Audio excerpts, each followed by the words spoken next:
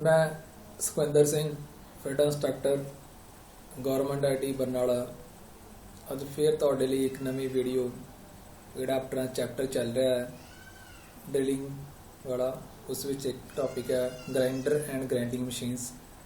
एक चैप्टर आप इस विच अज डिस्कस करांगे भी किन्ने तरह के ग्राइंडर हुंदे आ, की ग्राइंडिंग व्हील हुंदे आ, की उहदे विच तत्त हुंदे आ, उन्हां बारे आपां अज डिस्कस करांगे। सब तो पहला आपां गल करदे हां ग्राइंडिंग व्हील दी भी ग्राइंडिंग मशीन दी सॉरी भी ग्राइंडिंग मशीन हुंदी की आ। ग्राइंडिंग मशीन एक कटिंग मशीन है जिस दे नाल उसदे चक्कर द्वारा पदार्थ नूं बरीक छोटे कणां दे रूप विच कट्टिया जांदा है। जिवें तुसीं देख सकदे हो ये एक ग्राइंडिंग मशीन है, बेंच ग्राइंडर है, दो इहदे व्हील लगे हुए ने। ठीक है, इन्हां व्हील द्वारा आपां किसी मटीरियल की कटिंग करते हैं जां उसनूं घसाया जाता है, ये दो व्हील द्वारा। ठीक है, ये एक ग्राइंडिंग मशीन है तो इस दे व्हील की मदद नाल आपां मटीरियल नूं घसाउने हां जां कटिंग करते हैं। ये भी एक मल्टी पॉइंट कटिंग टूल है। उस तो आ जांदे ने ग्राइंडिंग के प्रकार। सब तो पहला आ जांदे ने types of grinder they which bench grinder. Bench grinder की हुंदा? बेंच ग्राइंडर नूं किसी बेंच जां मेज उपर रख के फिट करके प्रयोग किया जाता है अते हल्के कामां लई उपलब्ध हुंदा है। इस दी मोटर शाफ्ट उत्ते एक एक पहिए लगे हुंदे हन अते टूल रेस्ट सेफ्टी गार्ड भी लगे हुंदे हन। जिस तरह आपां गल कर रहे हैं बेंच ग्राइंडर दी, ये एक बेंच ग्राइंडर है। इस दे स्पिंडल ते दो व्हील लगे हुंदे हन, एक ये व्हील लग्या होया है, एक ये व्हील लग्या होया है। एक व्हील थोड़ा फाइन व्हील हुंदा है जो सूखम कामां लई जिहड़े फिनिशिंग करदे आ उन्हां कामां लई वरतिया जांदा है ते दूजा जिहड़ा कोर्स व्हील हुंदा है वो आपां रफ ग्राइंडिंग लई उसदी वरतों करदे हां। ते ये दोने व्हील नूं एक व्हील गार्ड द्वारा प्रोटैक्ट किया जाता है। जिवें आपां इत्थे देख सकदे आ एक व्हील गार्ड लग्या हुंदा तां जो कोई बंदा इहदे संपर्क विच ना आ सके, उहनूं आपां व्हील गार्ड कहने आ। एक इस दे विच टूल रेस्ट हुंदा है ये वाला, जिथे आपां जिवें आपां ड्रिल बिट नूं तिखा करना तो आपां इस टूल रेस्ट के उत्ते रख के करदे आ, जां जॉब नूं आपां ग्राइंड करना तो टूल रेस्ट के उपर आपां रख के उसकी ग्राइंडिंग करदे आ। ये एक टूल रेस्ट एडजस्टिंग नट हुंदा है जिस नाल आपां टूल रेस्ट नूं इसकी हाइट उपर नीचे एडजस्ट कर सकते हैं। एक ऑन ऑफ स्विच है। पेपर विच एक इमेज बनी होंदी है बेंच ग्राइंडर की ते पूछा जाता है भी ये की है, तो अपना आंसर बनता है टूल रेस्ट। जां वो पूछ लेंदे हन एरो ला के भी इस एक्स पार्ट नूं की कहंदे हन, तो वो पार्ट हुंदा है व्हील गार्ड। इस तरह जिहड़ा क्वेश्चन पेपर जो पिछली बार आया सी टूल रेस्ट दा आया सी, ये चीज़ ध्यान च रखना। सारे पार्ट्स तुहानूं पता होने चाहिए ने बेंच ग्राइंडर दे। उस तो बाद आ जांदा पेडिस्टल ग्राइंडर। पेडिस्टल ग्राइंडर एक आधार ते स्थित किया जाता है। इसका प्रयोग भारी कामां लई किया जाता है। बस इस विच की फर्क हुंदा, इस पेडिस्टल ग्राइंडर का एक आपदा आधार हुंदा, जिवें तुसीं देख सकदे हो एक आपदी बॉडी बनी हुई है ते थल्ले धरती नाल फाउंडेशन हो जाती है। बेंच ग्राइंडर दे एक बेंच दे उपर फिट हुंदा सीगा, पेडिस्टल ग्राइंडर एक खुद वड्डा हुंदा ते भारी कामां लई वरतिया जांदा। इन्हां ग्राइंडरां विच एक विद्युत मोटर स्थित हुंदी है अते ग्राइंडर व्हील लगाउण दे लई दोनों तरफ दो स्पिंडल लगे हुंदे हन। एक स्पिंडल दे उपर रफ ग्राइंडिंग पहिया जां रफ ग्राइंडिंग व्हील लग्या हुंदा है अते दूजे स्पिंडल उत्ते बरीक ग्राइंडिंग व्हील पहिया जां फाइन ग्राइंडिंग व्हील लग्या हुंदा है। जिवें तुसीं इत्थे देख सकदे हो ये स्पिंडल आ गया, इत्थे व्हील नहीं लगे हुए। ठीक है, इत्थे आपां एक रफ ग्राइंडिंग व्हील लग जू एक साइड ते, दूजी साइड ते फाइन ग्राइंडिंग व्हील जिहड़ा वो लग जाता।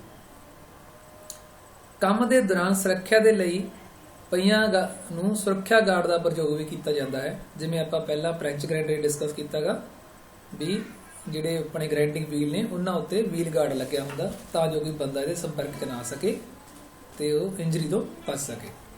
काम नूं बार-बार ठंडा करन दे लई कूलेंट अते कंटेनर की वरतों की जाती है।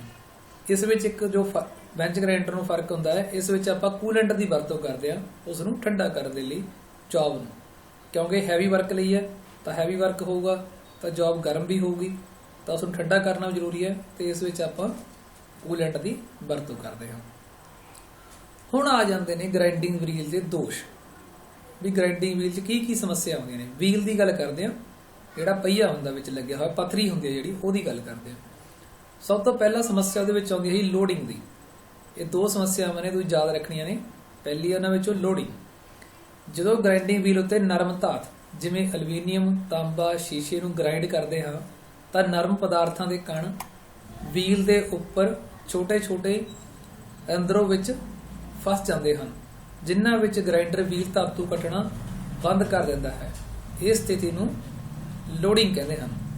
ਇਸ ਵਿੱਚ ਕੀ ਹੁੰਦਾ, ਜਦੋਂ ਆਪਾਂ ਐਲੂਮੀਨੀਅਮ ਨੂੰ ਗ੍ਰਾਈਂਡ ਕਰਦੇ ਹਾਂ ਜਾਂ ਤਾਂਬੇ ਨੂੰ ਗ੍ਰਾਈਂਡ ਕਰਦੇ ਹਾਂ, ਉਹ ਨਰਮ ਹੁੰਦਾ ਧਾਤੂ, ਉਹ ਨਰਮ ਧਾਤੂ ਗ੍ਰਾਈਂਡਿੰਗ ਵੀਲ ਦੇ ਵਿੱਚ ਫਸ ਜਾਂਦੀ ਹੈ। ਜਿਵੇਂ ਤੁਸੀਂ ਐਲੂਮੀਨੀਅਮ ਨੂੰ ਫਾਈਲ ਕਰੋਗੇ ਨਾ, ਰੇਤੀ ਨਾਲ ਫਾਈਲਿੰਗ ਕਰੋਗੇ ਉਹਦੀ, ਤਾਂ ਉਹ ਵਿੱਚ ਫਸ ਜਾਂਦੇ ਨੇ, ਉਹਨੂੰ ਕਹਿੰਦੇ ਆ ਪਾਈਨਿੰਗ। ਉਸੇ ਤਰ੍ਹਾਂ ਹੀ ਜੇਕਰ ਗ੍ਰਾਈਂਡਿੰਗ ਵੀਲ ਦੇ ਵਿੱਚ ਸੌਫਟ ਮਟੀਰੀਅਲ ਫਸ ਜੇ, ਜਿਵੇਂ ਤਾਂਬਾ ਜਾਂ ਐਲੂਮੀਨੀਅਮ, ਤਾਂ ਉਹਨੂੰ ਲੋਡਿੰਗ ਕਹਿੰਦੇ ਆ। ਤਾਂ ਉਹ ਕੀ ਹੋਊਗਾ, ਜਿਹੜੇ ਕਣ ਨੇ ਉਹ ਕੱਟਣਾ ਕੰਮ ਬੰਦ ਕਰ ਦਿੰਦੇ ਨੇ, ਕਿਉਂਕਿ ਉਹ ਫਿਨਿਸ਼ਿੰਗ ਹੋ ਜਾਂਦੇ, ਸਾਫ਼ ਹੋ ਜਾਂਦੇ, ਵਿੱਚ ਭਰ ਜਾਂਦੇ ਨੇ। ਠੀਕ ਹੈ, ਉਹ ਚੀਜ਼ ਨੂੰ ਲੋਡਿੰਗ ਕਹਿੰਦੇ ਆ।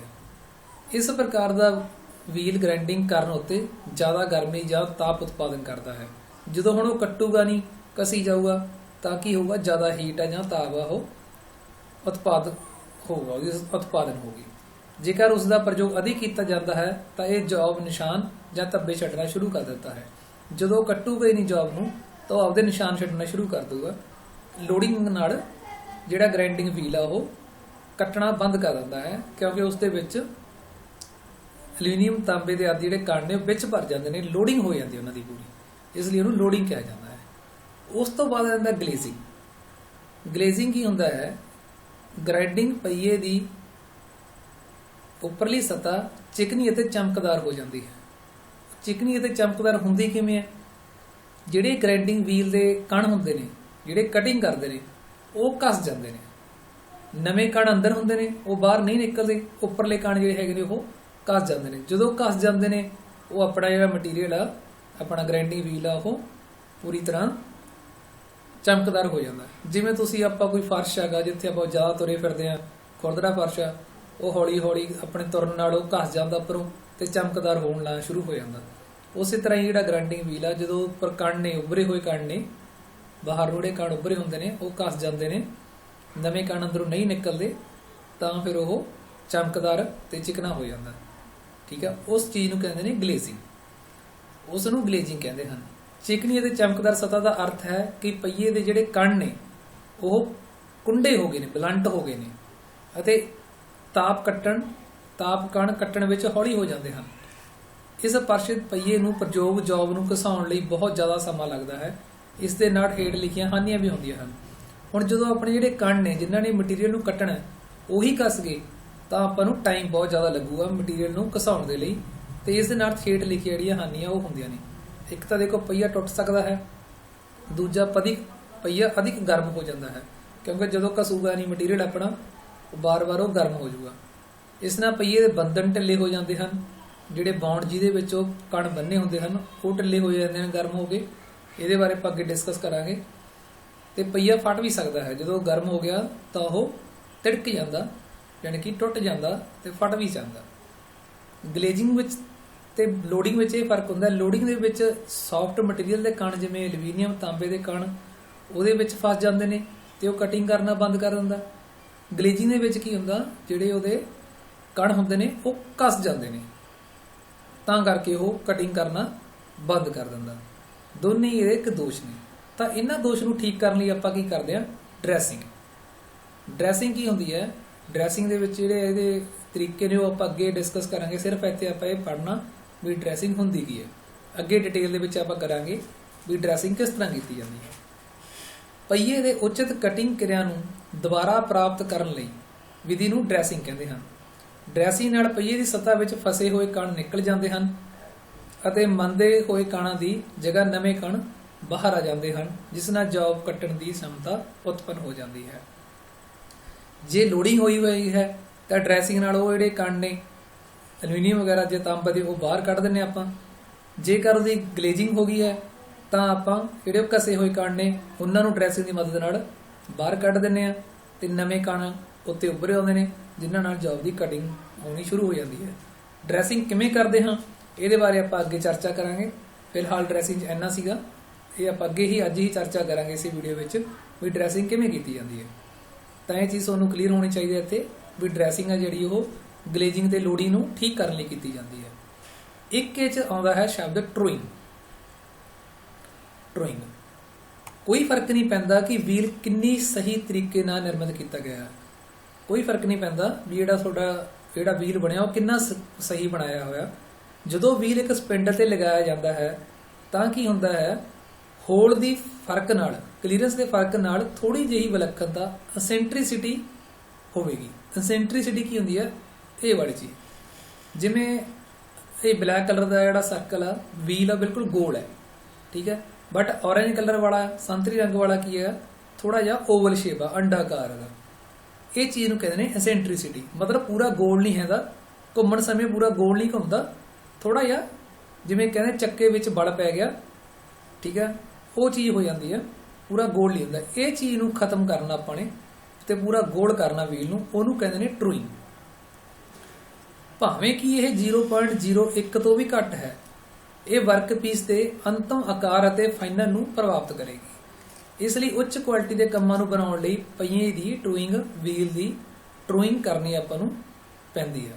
ਮਤਲਬ ਉਹ ਵੀਲ ਆ ਜਿਹੜਾ ਜਦੋਂ ਆਪਾਂ ਨਵਾਂ ਵੀ ਚਲਾਉਣੇ ਆ ਜਾਂ ਪੁਰਾਣਾ ਵੀ ਵੀਲ ਹੈ, ਜਿਹਦੇ ਵਿੱਚ ਐਸੈਂਟ੍ਰਿਸਿਟੀ ਆ ਜਾਵੇ, ਮਤਲਬ ਉਹ ਅੰਡਾਕਾਰ ਬਣ ਜਾਵੇ ਜਾਂ ਪ੍ਰੋਪਰ ਗਲਾਈ 'ਚ ਨਾ ਰਹੇ, ਤਾਂ ਉਹਨੂੰ ਗਲਾਈ ਲਿਆਉਣੀ ਪੈਂਦੀ ਹੈ। ਜਿਹੜੀ ਉਹ ਗਲਾਈ ਲਿਆਉਣ ਨੂੰ ਕੀ ਕਹਿੰਦੇ ਨੇ, ਟਰੂਇੰਗ। ਸਿਰਫ ਗਲਾਈ ਲਈ ਜਾਂਦੀ ਹੈ ਪੂਰੀ ਤਰੀਕੇ ਨਾਲ, ਉਹਨੂੰ ਆਪਾਂ ਟਰੂਇੰਗ ਕਹਿੰਦੇ ਹਾਂ।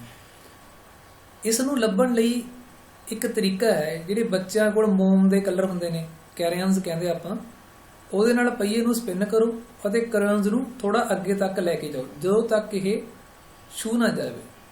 ਜਿੱਥੇ ਉੱਚਾ ਹੋਊਗਾ ਉੱਥੇ ਚਟਾਕ ਰੰਗ ਪ੍ਰਾਪਤ ਕਰ ਜਾਣਗੇ। ਜਿਵੇਂ ਹੁਣ ਇੱਥੇ ਆਪਾਂ ਘੁਮਾ ਰਹੇ ਹਾਂ, ਉਰੇ ਲੱਗਿਆ ਹੋਇਆ ਆਪਣਾ ਚੌਕ ਜਿਹੜਾ ਕਲਰ ਆ, ਇਹ ਘੁੰਮੂਗਾ, ਜਦੋਂ ਇਹ ਪਾਰਟ ਉੱਚਾ ਵਾਲਾ ਦੇ ਨਾਲ ਸੰਪਰਕ ਚ ਆਊਗਾ ਉੱਥੇ ਇਹ ਰੰਗ ਲੱਗ ਜੂ ਤੇ ਆਪਾਂ ਨੂੰ ਪਤਾ ਲੱਗ ਜੂਗਾ ਵੀ ਕਿੱਥੇ ਕਿੱਥੇ ਜਿਹੜੀ ਉਹ ਐਸੈਂਟ੍ਰਿਸਿਟੀ ਆ ਵੀ ਉੱਚਾ ਗਾ। ਫਿਰ ਆਪਾਂ ਉਹਨੂੰ ਕੀ ਕਰਾਂਗੇ, ਇਹ ਇੱਕ ਟੂਲ ਹੈ, ਵੀਲ ਡਰੈਸਰ ਹੈ, ਇੱਕ ਤਰ੍ਹਾਂ ਦਾ ਡਾਇਮੰਡ ਹੈਗਾ ਡਰੈਸਰ। ਇਹਦੇ ਮੂਹਰੇ ਡਾਇਮੰਡ ਦੀ ਟਿਪ ਲੱਗੀ ਹੁੰਦੀ ਹੈ, ਠੀਕ ਹੈ। ਇਹ ਇੱਕ ਗਾਈਡ ਬਲੌਕ ਆ, ਟੂਲ ਰੈਸਟ ਹੈ ਇਹਦਾ ਗਾਈਡ ਬਲੌਕ ਆ। ਇਹਨੂੰ ਆਪਾਂ ਹੌਲੀ ਹੌਲੀ ਅੱਗੇ ਵਧਾਵਾਂਗੇ, ਜਿੱਥੇ ਟੱਚ ਕਰਨਾ ਸ਼ੁਰੂ ਹੋ ਜਾਊਗਾ ਫਿਰ ਉਹਨੂੰ ਲੈਫਟ ਰਾਈਟ ਇਸ ਤਰ੍ਹਾਂ ਮੂਵ ਕਰਾਂਗੇ। ਇਹ ਵੀਲ ਆਪਣਾ ਘੁੰਮੀ ਜਾਊਗਾ, ਇਹ ਲੈਫਟ ਰਾਈਟ ਮੂਵ ਕਰੀ ਜਾਊਗਾ ਤੇ ਜਿਹੜਾ ਫਾਲਤੂ ਮਟੀਰੀਅਲ ਲੱਗਿਆ ਹੋਊਗਾ ਉੱਤੇ ਉਹਨੂੰ ਇਹ ਰਿਮੂਵ ਕਰ ਦੂਗਾ। ਫਿਰ ਉਹਨੂੰ ਫਿਰ ਥੋੜਾ ਹੋਰ ਅੱਗੇ ਲੈ ਕੇ ਜਾਵਾਂਗੇ। ਜਦੋਂ ਇਹ ਸਾਰੇ ਵੀਲ ਤੇ ਟੱਚ ਹੋਣ ਲੱਗ ਗਿਆ, ਪੂਰੇ ਦੇ ਪੂਰੇ ਵੀਲ ਤੇ ਟੱਚ ਹੋਣ ਲੱਗ ਗਿਆ, ਠੀਕ ਹੈ, ਤਾਂ ਆਪਾਂ ਸਮਝਾਂਗੇ ਵੀ ਸਾਰਾ ਜਿਹੜਾ ਵੀਲ ਆ ਉਹ ਪੂਰਾ ਗਲਾਈ ਦੇ ਵਿੱਚ ਹੋ ਗਿਆ। ਇਸ ਤਰ੍ਹਾਂ ਜਿਹੜੀ ਆਪਾਂ ਟਰੂਇੰਗ ਕਰਦੇ ਹਾਂ, ਡਾਇਮੰਡ ਪੁਆਇੰਟ ਟੂਲ ਡਰੈਸਰ ਨਾਲ ਆਪਾਂ ਉਹਦੀ ਟਰੂਇੰਗ ਕਰ ਸਕਦੇ ਹਾਂ। ਇਹਨੂੰ ਲੈਫਟ ਰਾਈਟ ਵੀ ਲੈ ਕੇ ਜਾਣਾ ਤੇ ਅੱਗੇ ਵੱਲ ਨੂੰ ਲੈ ਕੇ ਜਾਣਾ। ਜਦੋਂ ਇਹ ਸਾਰੇ ਤੇ ਟੱਚ ਹੋਣ ਲੱਗ ਗਿਆ ਤਾਂ ਸਮਝ ਲਓ ਜਿਹੜਾ ਆਪਣਾ ਵੀਲ ਆ ਉਹ ਟਰੂ ਹੋ ਗਿਆ। ਟਰੂ ਤੇ ਡਰੈਸਿੰਗ ਵਿੱਚ ਕੀ ਫਰਕ ਆ? ਟਰੂਇੰਗ ਦੇ ਵਿੱਚ ਸਿਰਫ ਆਪਾਂ ਉਹਨੂੰ ਗੋਲ ਕਰਦੇ ਹਾਂ, ਪਹੀਏ ਨੂੰ ਕੀ ਕਰਦੇ ਹਾਂ, ਪੂਰਾ ਗੋਲ ਕਰਦੇ ਹਾਂ। ਇੱਥੇ ਤੁਸੀਂ ਦੇਖ ਸਕਦੇ ਹੋ ਉੱਪਰ ਪੂਰਾ ਸਾਫ ਆ ਤੇ ਗਲਾਈ 'ਚ ਹੋ ਗਿਆ। ਇਹ ਕੀ ਨੇ, ਜਿਹੜੇ ਕਣ ਨੇ, ਐਬਰੈਸਿਵ ਪਾਰਟੀਕਲ ਨੇ, ਜਿਹੜੇ ਕਟਿੰਗ ਕਰਦੇ ਆ ਗ੍ਰਾਈਂਡਿੰਗ ਵੀਲ ਦੇ ਵਿੱਚ, ਕਟਿੰਗ ਕਰਦੇ ਆ। ਡਰੈਸਿੰਗ 'ਚ ਕੀ ਕਰਦੇ ਆ, ਆਪਾਂ ਇਹਨਾਂ ਕਣਾਂ ਨੂੰ ਬਾਹਰ ਕੱਢਦੇ ਆ। ਕਿਵੇਂ ਕੱਢਦੇ ਆ ਉਹ ਆਪਾਂ ਡਿਸਕਸ ਕਰਦੇ ਆ ਅੱਗੇ। ਉਹਨਾਂ ਲਈ ਵੀਲ ਡਰੈਸਰ ਹੁੰਦਾ, ਡਾਇਮੰਡ ਪੂਲ ਡਰੈਸਰ ਹੁੰਦਾ ਤੇ ਐਬਰੈਸਿਵ ਸਟਿਕਸ ਹੁੰਦੀਆਂ ਨੇ, ਉਹਦੇ ਨਾਲ ਆਪਾਂ ਇਹਨਾਂ ਨੂੰ ਬਾਹਰ ਕੱਢਦੇ ਆ, ਠੀਕ ਆ। ਉਹ ਆਪਾਂ ਅੱਗੇ ਡਿਸਕਸ ਕਰਦੇ ਆ। ਤਾਂ ਕਣਾਂ ਨੂੰ ਬਾਹਰ ਕੱਢਣਾ, ਜਿਵੇਂ ਇੱਥੇ ਕਣ ਸਾਰੇ ਬਾਹਰ ਉੱਭ ਰਹੇ, ਦੇਖੋ ਇਹ ਡਰੈਸਿੰਗ ਹੋ ਗਈ। ਹੁਣ ਇਹ ਕਟਿੰਗ ਕਰਨਾ ਸ਼ੁਰੂ ਕਰ ਦੇਣਗੇ। ਇਹ ਫਰਕ ਹੈ ਡਰੈਸਿੰਗ ਦੇ ਟਰੂਇੰਗ 'ਚ। ਟਰੂਇੰਗ 'ਚ ਆਪਾਂ ਵੀਲ ਨੂੰ ਗੋਲ ਕਰਦੇ ਆ, ਪੂਰਾ ਐਸੈਂਟ੍ਰਿਸਿਟੀ ਖਤਮ ਕਰਦੇ ਆ, ਤੇ ਡਰੈਸਿੰਗ 'ਚ ਟਰੂਇੰਗ ਕਰਨ ਤੋਂ ਬਾਅਦ ਜਿਹੜੇ ਆਪਣੇ ਕਣ ਨੇ ਉਹਨਾਂ ਨੂੰ ਬਾਹਰ ਕੱਢਦੇ ਆ ਤਾਂ ਜੋ ਉਹ ਕਟਿੰਗ ਕਰਨਾ ਸ਼ੁਰੂ ਕਰ ਦੇਣ। ਇੱਕ ਆਹ ਫੋਟੋ ਆ, ਤੁਸੀਂ ਇੱਥੇ ਦੇਖ ਸਕਦੇ ਹੋ, ਇਹ ਐਬਰੈਸਿਵਸ ਨੇ, ਇਹ ਟਰੂਇੰਗ ਹੋਈ ਹੋਈ ਆ ਪੂਰੇ, ਦੇਖੋ ਗਲਾਈ 'ਚ, ਤੇ ਇੱਥੇ ਨੇ ਜਿਹੜੇ ਆਪਾਂ ਡਰੈਸਿੰਗ ਕਰਕੇ ਐਬਰੈਸਿਵ ਨੂੰ ਬਾਹਰ ਕੱਢ ਲਿਆ ਤੇ ਇੱਥੋਂ ਕੱਟਣਾ ਸ਼ੁਰੂ ਕਰ ਦੇਣੇ ਆਪਣੇ ਮਟੀਰੀਅਲ ਨੂੰ। ਇਹ ਫਰਕ ਆ ਡਰੈਸਿੰਗ ਤੇ ਟਰੂਇੰਗ ਦੇ ਵਿੱਚ।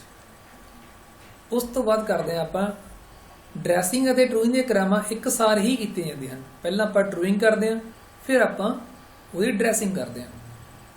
ਜੇਕਰ ਟਰੂਇੰਗ ਕਰਨ ਦੀ ਜ਼ਰੂਰਤ ਨਹੀਂ ਹੈਗੀ ਆਪਾਂ ਚੈੱਕ ਕਰ ਲਾਂਗੇ, ਫਿਰ ਆਪਾਂ ਇਕੱਲੀ ਡਰੈਸਿੰਗ ਕਰਦੇ ਆ। ਤਾਂ ਕਿਹਦੇ ਨਾਲ ਆਪਾਂ ਡਰੈਸਿੰਗ ਕਰ ਸਕਦੇ ਹਾਂ? ਨੰਬਰ 1 ਤੇ ਸਟਾਰ ਵੀਲ ਡਰੈਸਰ, ਨੰਬਰ 2 ਤੇ ਡਾਇਮੰਡ ਡਰੈਸਰ, ਨੰਬਰ 3 ਤੇ ਅਬਰੈਸਿਵ ਡਰੈਸਰ, ਅਬਰੈਸਿਵ ਡਰੈਸਰ, ਅਬਰੈਸਿਵ ਸਟਿਕ। ਤਾਂ ਸਭ ਤੋਂ ਪਹਿਲਾਂ ਗੱਲ ਕਰਦੇ ਹਾਂ ਵੀਲ ਡਰੈਸਰ ਦੀ। ਸਟਾਰ ਵੀਲ ਡਰੈਸਰ ਇਹ ਕੀ ਹੁੰਦਾ? ਇਹ 'ਚ 2 ਜਾਂ 5 ਪਹੀਏ ਲੱਗੇ ਹੁੰਦੇ ਆ। ਜਿਵੇਂ ਇਹਦੇ ਵਿੱਚ 2 ਨੇ, 1 ਤੇ 2, ਇਹ 'ਚ 1 2 3 4 ਪਹੀਏ ਲੱਗੇ ਨੇ। ਇਹਦੇ ਉੱਤੇ ਤਾਰਾਂ ਖੁਰਦਰੀਆਂ ਹੁੰਦੀਆਂ ਨੇ। ਇਹ ਇੰਨਾ ਜ਼ਿਆਦਾ ਸਖਤ ਹੁੰਦਾ ਵੀ ਗ੍ਰਾਈਂਡਰ ਵੀਲ ਹੀ ਘਸ ਜਾਂਦਾ, ਬਟ ਇਹ ਨਹੀਂ ਘਸਦਾ ਹੈਗਾ। ਇੰਨੇ ਜ਼ਿਆਦਾ ਸਖਤ ਮਟੀਰੀਅਲ ਬਣਿਆ ਹੁੰਦਾ ਵੀ ਗ੍ਰਾਈਂਡਰ ਵੀਲ ਘਸ ਜਾਂਦਾ, ਇਹ ਨਹੀਂ ਘਸਦਾ। ਜੇ ਇਹ ਨਹੀਂ ਘਸੂਗਾ, ਗ੍ਰਾਈਂਡਰ ਵੀਲ ਘਸੂਗਾ ਤਾਂ ਹੀ ਨਵੇਂ ਕਣ ਉੱਪਰ ਉੱਭਰ ਕੇ ਆਉਣਗੇ, ਨਹੀਂ ਤਾਂ ਜੇ ਇਹੀ ਘਸ ਗਿਆ ਤਾਂ ਨਵੇਂ ਕਣਾਂ ਨੇ ਕਿੱਥੋਂ ਉੱਭਰ ਕੇ ਆਉਣਾ। ਠੀਕ ਹੈ। ਜੇਕਰ ਤੁਹਾਨੂੰ ਡਿਟੇਲ ਵਿੱਚ ਇਹਦੀ ਦੇਖਣਾ ਵੀ ਇਹ ਕੰਮ ਕਿਵੇਂ ਕਰਦਾ, ਤਾਂ ਤੁਸੀਂ ਇੱਕ YouTube ਦੇ ਉੱਪਰ ਸਰਚ ਮਾਰ ਸਕਦੇ ਹੋ ਵੀਲ ਡਰੈਸਿੰਗ, ਤਾਂ ਉੱਥੇ ਵੀਡੀਓ ਨਿਕਲੂਗੀ, ਬਹੁਤ ਵੀਡੀਓ ਨਿਕਲਣੀਆਂ, ਅਤੇ ਉੱਥੇ ਤੁਸੀਂ ਵੀਡੀਓ ਦੇਖ ਸਕਦੇ ਹੋ ਕਿਸ ਤਰ੍ਹਾਂ ਜਿਹੜਾ ਵੀਲ ਡਰੈਸਰ ਆ ਉਹ ਕੰਮ ਕਰਦਾ ਗਾ। ਵੀਲ ਡਰੈਸਰ ਕੀ ਕਰਦਾ? ਹਮੇਸ਼ਾ ਹੱਥੀਂ ਕੰਮ ਕਰਨ ਵਾਲੇ ਗ੍ਰਾਈਂਡਰ ਦੀ ਵੀਲ ਡਰੈਸਿੰਗ ਦੇ ਲਈ ਇਸ ਸਟਾਰ ਵੀਲ ਡਰੈਸਰ ਦਾ ਇਸਤੇਮਾਲ ਕੀਤਾ ਜਾਂਦਾ ਹੈ। ਸਟਾਰ ਵੀਲ ਡਰੈਸਰ ਨੂੰ ਹੰਟਿੰਗਟਨ ਕਿਸਮ ਦਾ ਵੀਲ ਡਰੈਸਰ ਵੀ ਕਹਿੰਦੇ ਹਨ। ਇਸ ਕਿਸਮ ਵਿੱਚ ਸਪਿੰਡਲ ਨੂੰ ਇੱਕ ਸਿਰੇ ਤੇ ਤਾਰ ਦੇ ਆਕਾਰ ਨੂੰ ਘੁਮਾਉਣ ਵਾਲੇ ਕਈ ਕਠੋਰ ਪਹੀਏ ਲੱਗੇ ਹੁੰਦੇ ਹਨ ਅਤੇ ਦੂਜੇ ਪਾਸੇ ਪਕੜਨ ਲਈ ਇੱਕ ਹੈਂਡਲ ਲੱਗਿਆ ਹੁੰਦਾ ਹੈ। ਇੱਕ ਪਾਸੇ ਤਾਂ ਇਹ ਪਹੀਏ ਲੱਗੇ ਹੁੰਦੇ ਨੇ ਕਠੋਰ ਤਾਰ ਵਾਲੇ, ਦੂਜੇ ਪਾਸੇ ਹੈਂਡਲ ਹੁੰਦਾ। ਡਰੈਸਿੰਗ ਕਰਦੇ ਸਮੇਂ ਡਰੈਸਰ ਹਮੇਸ਼ਾ ਘੁੰਮ ਰਹੇ ਗ੍ਰਾਈਂਡਿੰਗ ਵੀਲ ਦੀ ਸਤ੍ਹਾ ਨੂੰ ਕੱਟਦਾ ਹੈ। ਮਤਲਬ ਇਹਦੇ ਵਿੱਚ ਕੀ ਕਰਦਾ, ਜਿਹੜਾ ਡਰੈਸਰ ਆਪਣਾ ਇਹ ਵਾਲਾ, ਇਹ ਗ੍ਰਾਈਂਡਿੰਗ ਵੀਲ ਦੀ ਸਤ੍ਹਾ ਨੂੰ ਕੱਟਦਾ। ਇਸ ਵਿੱਚ ਪਹੀਏ ਤੇ ਜੰਮੇ ਹੋਏ ਹੌਲੀ ਕਣ ਹਟ ਜਾਂਦੇ ਹਨ ਅਤੇ ਨਵੇਂ ਕਣ ਅਪਰਤਸ਼ਦੀ ਕਣ ਬਾਹਰ ਆ ਜਾਂਦੇ ਹਨ। ਸਟਾਰ ਵੀਲ ਦਾ ਪ੍ਰਯੋਗ ਉਹਨਾਂ ਪੈਡਸਟਲ ਗ੍ਰਾਈਂਡਰਾਂ ਲਈ ਕੀਤਾ ਜਾਂਦਾ ਹੈ ਜਿੱਥੇ ਸੂਖਮ ਫਿਨਿਸ਼ਿੰਗ ਦੀ ਲੋੜ ਨਹੀਂ ਹੁੰਦੀ। ਜਿੱਥੇ ਆਪਾਂ ਰਫ ਫਿਨਿਸ਼ਿੰਗ ਕਰਨੀ ਆ ਉੱਥੇ ਜ਼ਿਆਦਾਤਰ ਇਸ ਦਾ ਪ੍ਰਯੋਗ ਕੀਤਾ ਜਾਂਦਾ। ਤੁਹਾਨੂੰ ਫਿਰ ਦੱਸ ਰਿਹਾ ਦੁਬਾਰੇ, ਇਹ ਇੰਨਾ ਜ਼ਿਆਦਾ ਸਖਤ ਹੁੰਦਾ ਵੀ ਇਹ ਘਸਦਾ ਨਹੀਂ ਹੈਗਾ, ਗ੍ਰਾਈਂਡਰ ਵੀਲ ਨੂੰ ਘਸਾ ਦਿੰਦਾ। ਗ੍ਰਾਈਂਡਰ ਵੀਲ ਜਦੋਂ ਘਸਦਾ ਗਾ, ਜਿਹੜੇ ਉਹਦੇ ਪੁਰਾਣੇ ਕਣ ਨੇ ਉਹ ਬਾਹਰ ਨਿਕਲ ਜਾਂਦੇ ਨੇ ਤੇ ਨਵੇਂ ਕਣ ਉੱਤੇ ਉੱਭਰੇ ਆਉਂਦੇ ਨੇ। ਲੋਡਿੰਗ ਤੇ ਗਲੇਜ਼ਿੰਗ ਨੂੰ ਇਹ ਖਤਮ ਕਰ ਦਿੰਦਾ। ਉਸ ਤੋਂ ਬਾਅਦ ਆ ਜਾਂਦਾ ਡਾਇਮੰਡ ਡਰੈਸਰ। ਇਹਦੇ ਵਿੱਚ ਕੀ ਹੁੰਦਾ, ਸ਼ੁਰੂ ਕਰਨ ਤੋਂ ਪਹਿਲਾਂ ਦੱਸ ਦੇਵਾਂ, ਇੱਥੇ ਇੱਕ ਡਾਇਮੰਡ ਦਾ ਟਿਪ ਲੱਗੀ ਹੁੰਦੀ ਹੈ, ਕਿਉਂਕਿ ਡਾਇਮੰਡ ਸਭ ਤੋਂ ਹਾਰਡ ਮਟੀਰੀਅਲ ਆ। ਜਿੰਨੇ ਵੀ ਮਟੀਰੀਅਲ ਨੇ ਸਭ ਤੋਂ ਜ਼ਿਆਦਾ ਜਿਹੜਾ ਹਾਰਡ ਮਟੀਰੀਅਲ ਆ ਉਹ ਡਾਇਮੰਡ ਮੰਨਿਆ ਜਾਂਦਾ। ਇੱਥੇ ਇੱਕ ਡਾਇਮੰਡ ਦੀ ਟਿਪ ਲੱਗੀ ਹੁੰਦੀ ਹੈ। ਡਾਇਮੰਡ ਡਰੈਸਰ ਦਾ ਪ੍ਰਯੋਗ ਕਟਿੰਗ ਟੂਲ ਨੂੰ ਤੇਜ਼ ਧਾਰ ਕਰਨ ਵਾਲੇ ਬੈਂਚ ਟਾਈਮ ਦੇ of and grinder the dressing ਦੇ ਲਈ ਛੋਟੇ ਨਾਜ਼ੁਕ ਪਹੀਏ ਉੱਤੇ ਕੀਤੇ ਜਾਂਦੇ ਹਨ। ਖੁਰਦਰਾ ਕਰਨ ਲਈ ਰਫ ਲਈ ਇਸ ਡਰੈਸਰ ਦੀ ਤੇਜ਼ੀ ਨਾਲ ਚਲਾਇਆ ਜਾਂਦਾ ਹੈ ਅਤੇ ਮਹੀਨ ਬਰੀਕ ਫਾਈਨ ਕਰਨ ਦੇ ਲਈ ਡਰੈਸਰ ਨੂੰ ਹੌਲੀ ਚਲਾਇਆ ਜਾਂਦਾ ਹੈ। ਜੇਕਰ ਆਪਾਂ ਡਰੈਸਰ ਨੂੰ ਹੌਲੀ ਹੌਲੀ ਅੱਗੇ ਨੂੰ ਵਧਾਵਾਂਗੇ ਤਾਂ ਇਹ ਜਿਹੜਾ ਉਹ ਕਟਿੰਗ ਵੀਲ ਹੈ ਉਹ ਫਿਨਿਸ਼ਿੰਗ ਕਰਨ ਦੇ ਕੰਮ ਆਊਗਾ। ਜੇ ਆਪਾਂ ਥੋੜਾ ਤੇਜ਼ੀ ਨੂੰ ਵਧਾਵਾਂਗੇ ਤਾਂ ਉਹ ਜਲਦੀ ਜਿਹੜੇ ਹੈਗੇ ਨੇ ਵਿੱਚੋਂ ਮਟੀਰੀਅਲ ਕੱਢ ਦੂਗਾ, ਤਾਂ ਉਹ ਰਫ ਗ੍ਰਾਈਂਡਿੰਗ ਦੇ ਲਈ ਕੰਮ ਆਊਗਾ। ਠੀਕ ਹੈ। ਤਾਂ ਜ਼ਿਆਦਾ ਇੱਕ ਧਿਆਨ ਰੱਖਣਾ ਵੀ ਜ਼ਿਆਦਾ ਹੌਲੀ ਨਹੀਂ ਚਲਾਉਣਾ। ਕਈ ਵਾਰ ਜ਼ਿਆਦਾ ਹੌਲੀ ਚਲਾਉਣ ਨਾਲ ਕੀ ਹੋ ਜਾਂਦਾ, ਉਹ ਜਿਹੜਾ ਗ੍ਰਾਈਂਡਿੰਗ ਵੀਲ ਆ ਉਹਦੀ ਗਲੇਜ਼ਿੰਗ ਦੁਬਾਰਾ ਤੋਂ ਗਲੇਜ਼ਿੰਗ ਹੋ ਜਾਂਦੀ ਹੈ। ਇਹਨਾਂ ਪਹੀਆਂ ਨੂੰ ਡਰੈਸਰ ਤੋਂ ਡਰੈਸ ਅਤੇ ਸਹੀ ਕੀਤਾ ਜਾਂਦਾ ਹੈ। ਡਾਇਮੰਡ ਡਰੈਸਰ ਨੂੰ ਇੱਕ ਛੋਟਾ ਹੀਰਾ ਹੋਲਡਰ ਨੂੰ ਪਿਵਟ ਤੇ ਲਗਾਇਆ ਜਾਂਦਾ ਹੈ। ਮਤਲਬ ਸਿਰੇ ਦੇ ਉੱਤੇ ਇੱਕ ਛੋਟਾ ਹੀਰਾ ਲਗਾਇਆ ਜਾਂਦਾ ਹੈ, ਡਾਇਮੰਡ ਲਾਇਆ ਜਾਂਦਾ ਹੈ, ਜਿਸ ਨੂੰ ਮਜ਼ਬੂਤੀ ਨਾਲ ਕੈਸਟ ਤੇ ਸਿੱਬਰ ਕੀਤਾ ਜਾਂਦਾ ਹੈ। ਮਤਲਬ ਜਿਹੜਾ ਇੱਥੇ ਇੱਕ ਪੁਆਇੰਟ ਡਾਇਮੰਡ ਲੱਗਿਆ ਉਹ ਪੂਰੀ ਤਰ੍ਹਾਂ ਇਹਦੇ ਵਿੱਚ ਫਿਕਸ ਕੀਤਾ ਹੁੰਦਾ ਤਾਂ ਜੋ ਨਿਕਲੇ ਨਾ। ਡਾਇਮੰਡ ਡਰੈਸਰ ਨੂੰ ਬਹੁਤ ਹੌਲੀ ਚਲਾਉਣ ਨਾਲ ਪਹੀਏ ਨੂੰ ਗਲੇਜ਼ਿੰਗ ਵੀ ਹੋ ਸਕਦੀ, ਜਿਵੇਂ ਤੁਹਾਨੂੰ ਪਹਿਲਾਂ ਹੀ ਦੱਸਿਆ। ਤੇ ਜ਼ਿਆਦਾ ਹੌਲੀ ਚਲਾਵਾਂਗੇ ਆਪਾਂ ਉਹ ਗਲੇਜ਼ਿੰਗ ਹੋ ਜੂਗੀ। ਤਾਂ ਇਸ ਨੂੰ ਜੇ ਹੌਲੀ ਚਲਾਉਣਾ ਤਾਂ ਫਿਨਿਸ਼ਿੰਗ ਵਾਸਤੇ ਕੰਮ ਆਉਂਦਾ, ਜੇ ਤੇਜ਼ ਚਲਾਉਣਾ ਤਾਂ ਉਹ ਜਲਦੀ ਮਟੀਰੀਅਲ ਰਿਮੂਵ ਕਰ ਦਿੰਦਾ ਗ੍ਰਾਈਂਡਿੰਗ ਵੀਲ ਚੋਂ, ਤੇ ਉਹ ਤੁਹਾਡਾ ਰਫ ਗ੍ਰਾਈਂਡਿੰਗ ਵਾਸਤੇ ਕੰਮ ਆਉਂਦਾ। ਉਸ ਤੋਂ ਬਾਅਦ ਗੱਲ ਕਰਦੇ ਹਾਂ ਅਬਰੈਸਿਵ ਸਟਿਕਸ ਦੀ। ਇਹ ਅਬਰੈਸਿਵ ਸਟਿਕਸ ਹੁੰਦੇ ਨੇ ਇੱਦਾਂ, ਤੇ ਇੱਦਾਂ ਇਹਨੂੰ ਆਪਾਂ ਕਿਸੇ ਹੈਂਡਲ ਦੇ ਨਾਲ ਫਿਕਸ ਵੀ ਕਰ ਲੈਂਦੇ ਹਾਂ ਅਬਰੈਸਿਵ ਸਟਿਕਸ ਨੂੰ।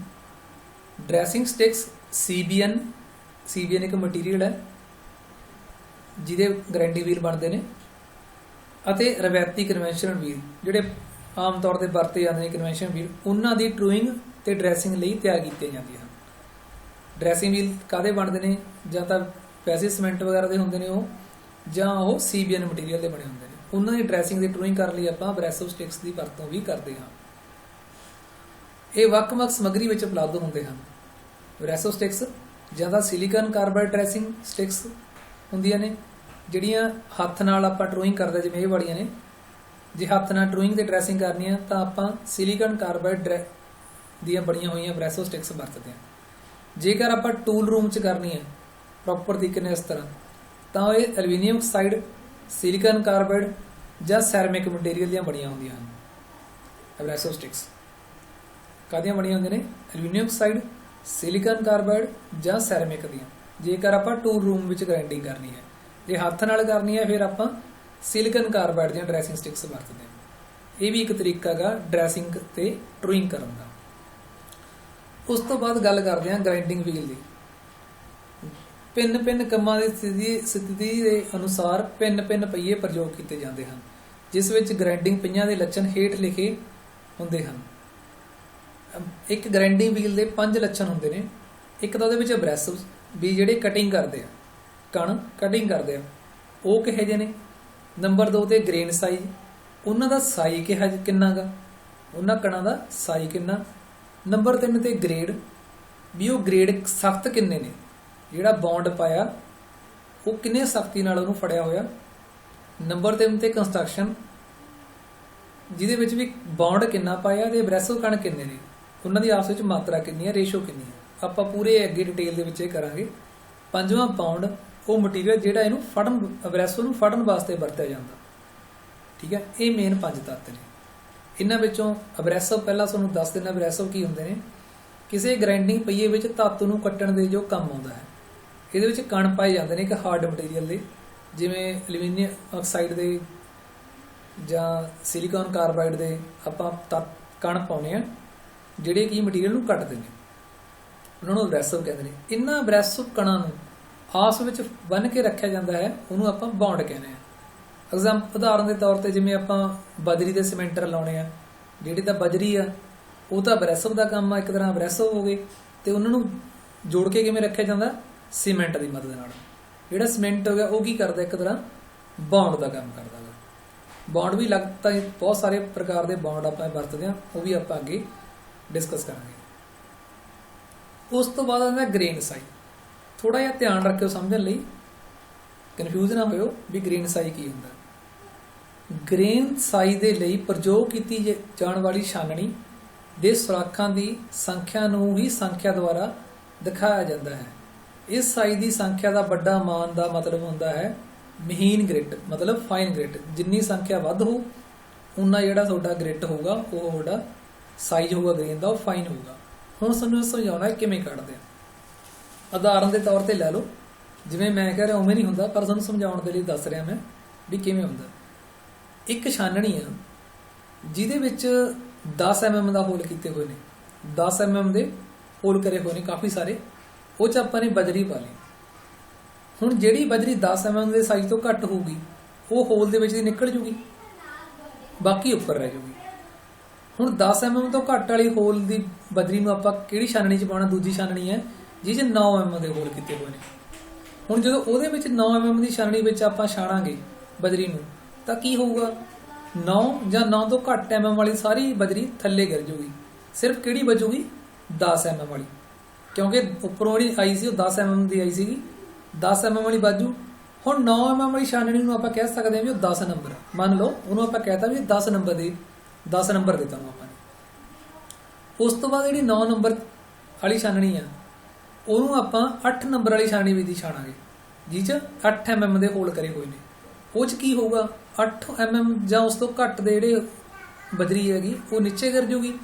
9 mm ਦੀ ਜਿਹੜੀ ਬਜਰੀ ਹੈਗੀ ਉਹ ਛਾਨਣੀ ਦੇ ਵਿੱਚ ਰਹਿ ਜੂਗੀ। ਉਹਨੂੰ ਸਪੋਜ਼ ਆਪਾਂ 12 ਨੰਬਰ ਦੇਤਾ।